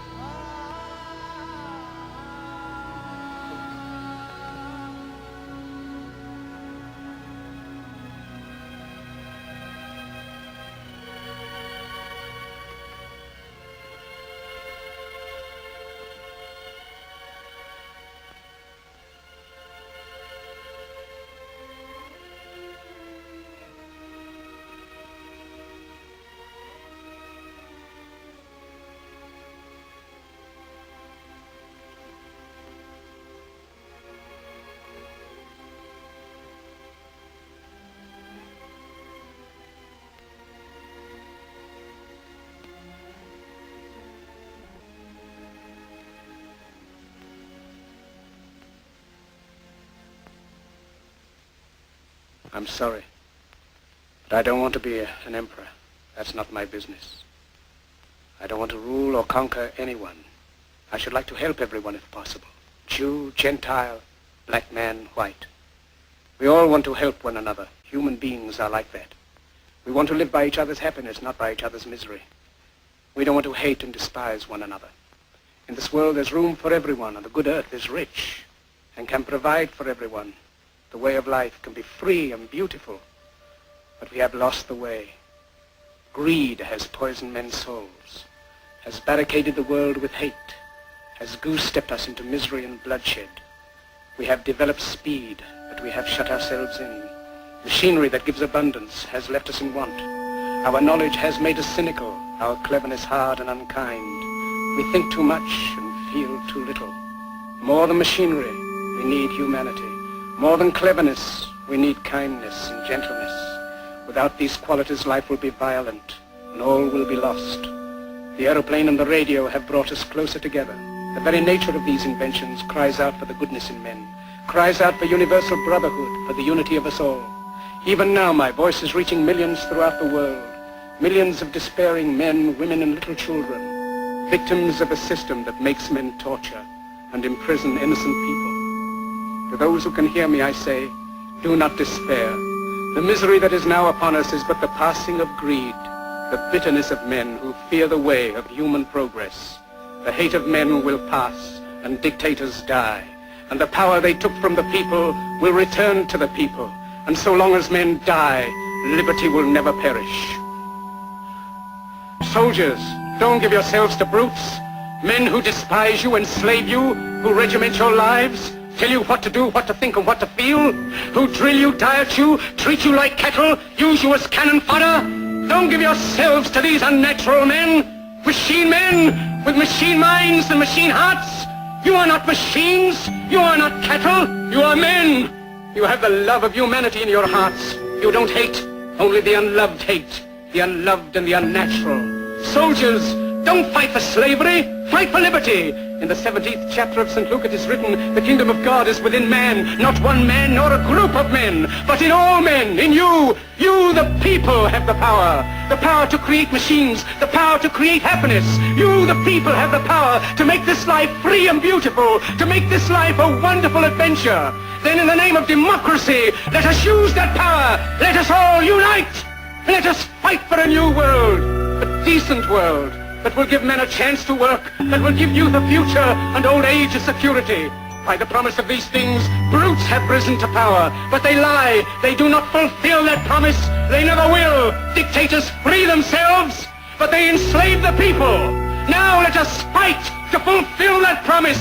Let us fight to free the world, to do away with national barriers, to do away with greed, with hate and intolerance.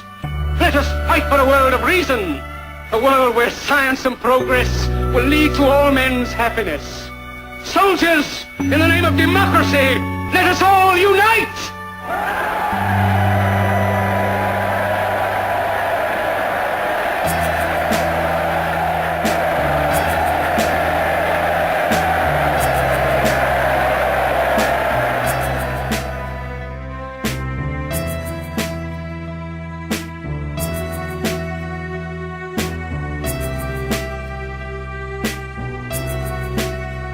What?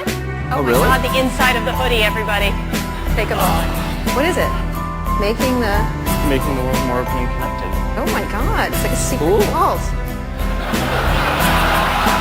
Look at that! Making the world open and connected. Stream graph platform, and this weird symbol in the middle that is probably for the Illuminati. Confide in me and tell me why the worthless never die. And tell to me, my darling, why we cast our pearls to swine. Please come to me and show me why the dead refuse to bleed. Why nothing lasts forever and the past can be retrieved.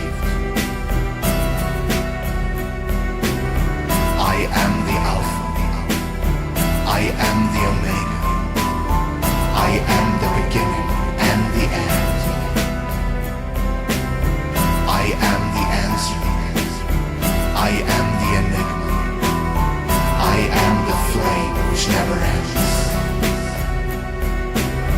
No love will ever save you, no kisses are too deep.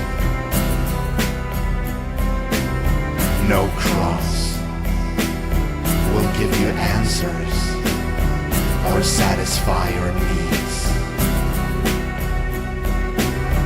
No faith will give you pleasure that takes away the pain. But hate will give you meaning and make you feel again. I am the Alpha, I am the Omega, I am the beginning and the end. I am the answer, I am the enigma, I am the flame which never ends. I believe in the light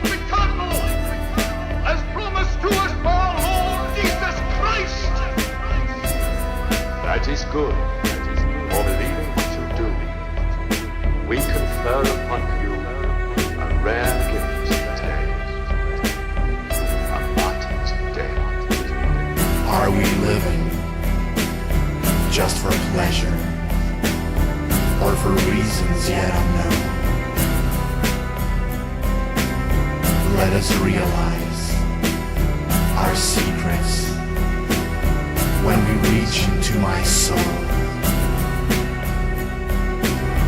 Let my dreams be remembered when I lay down not to sleep.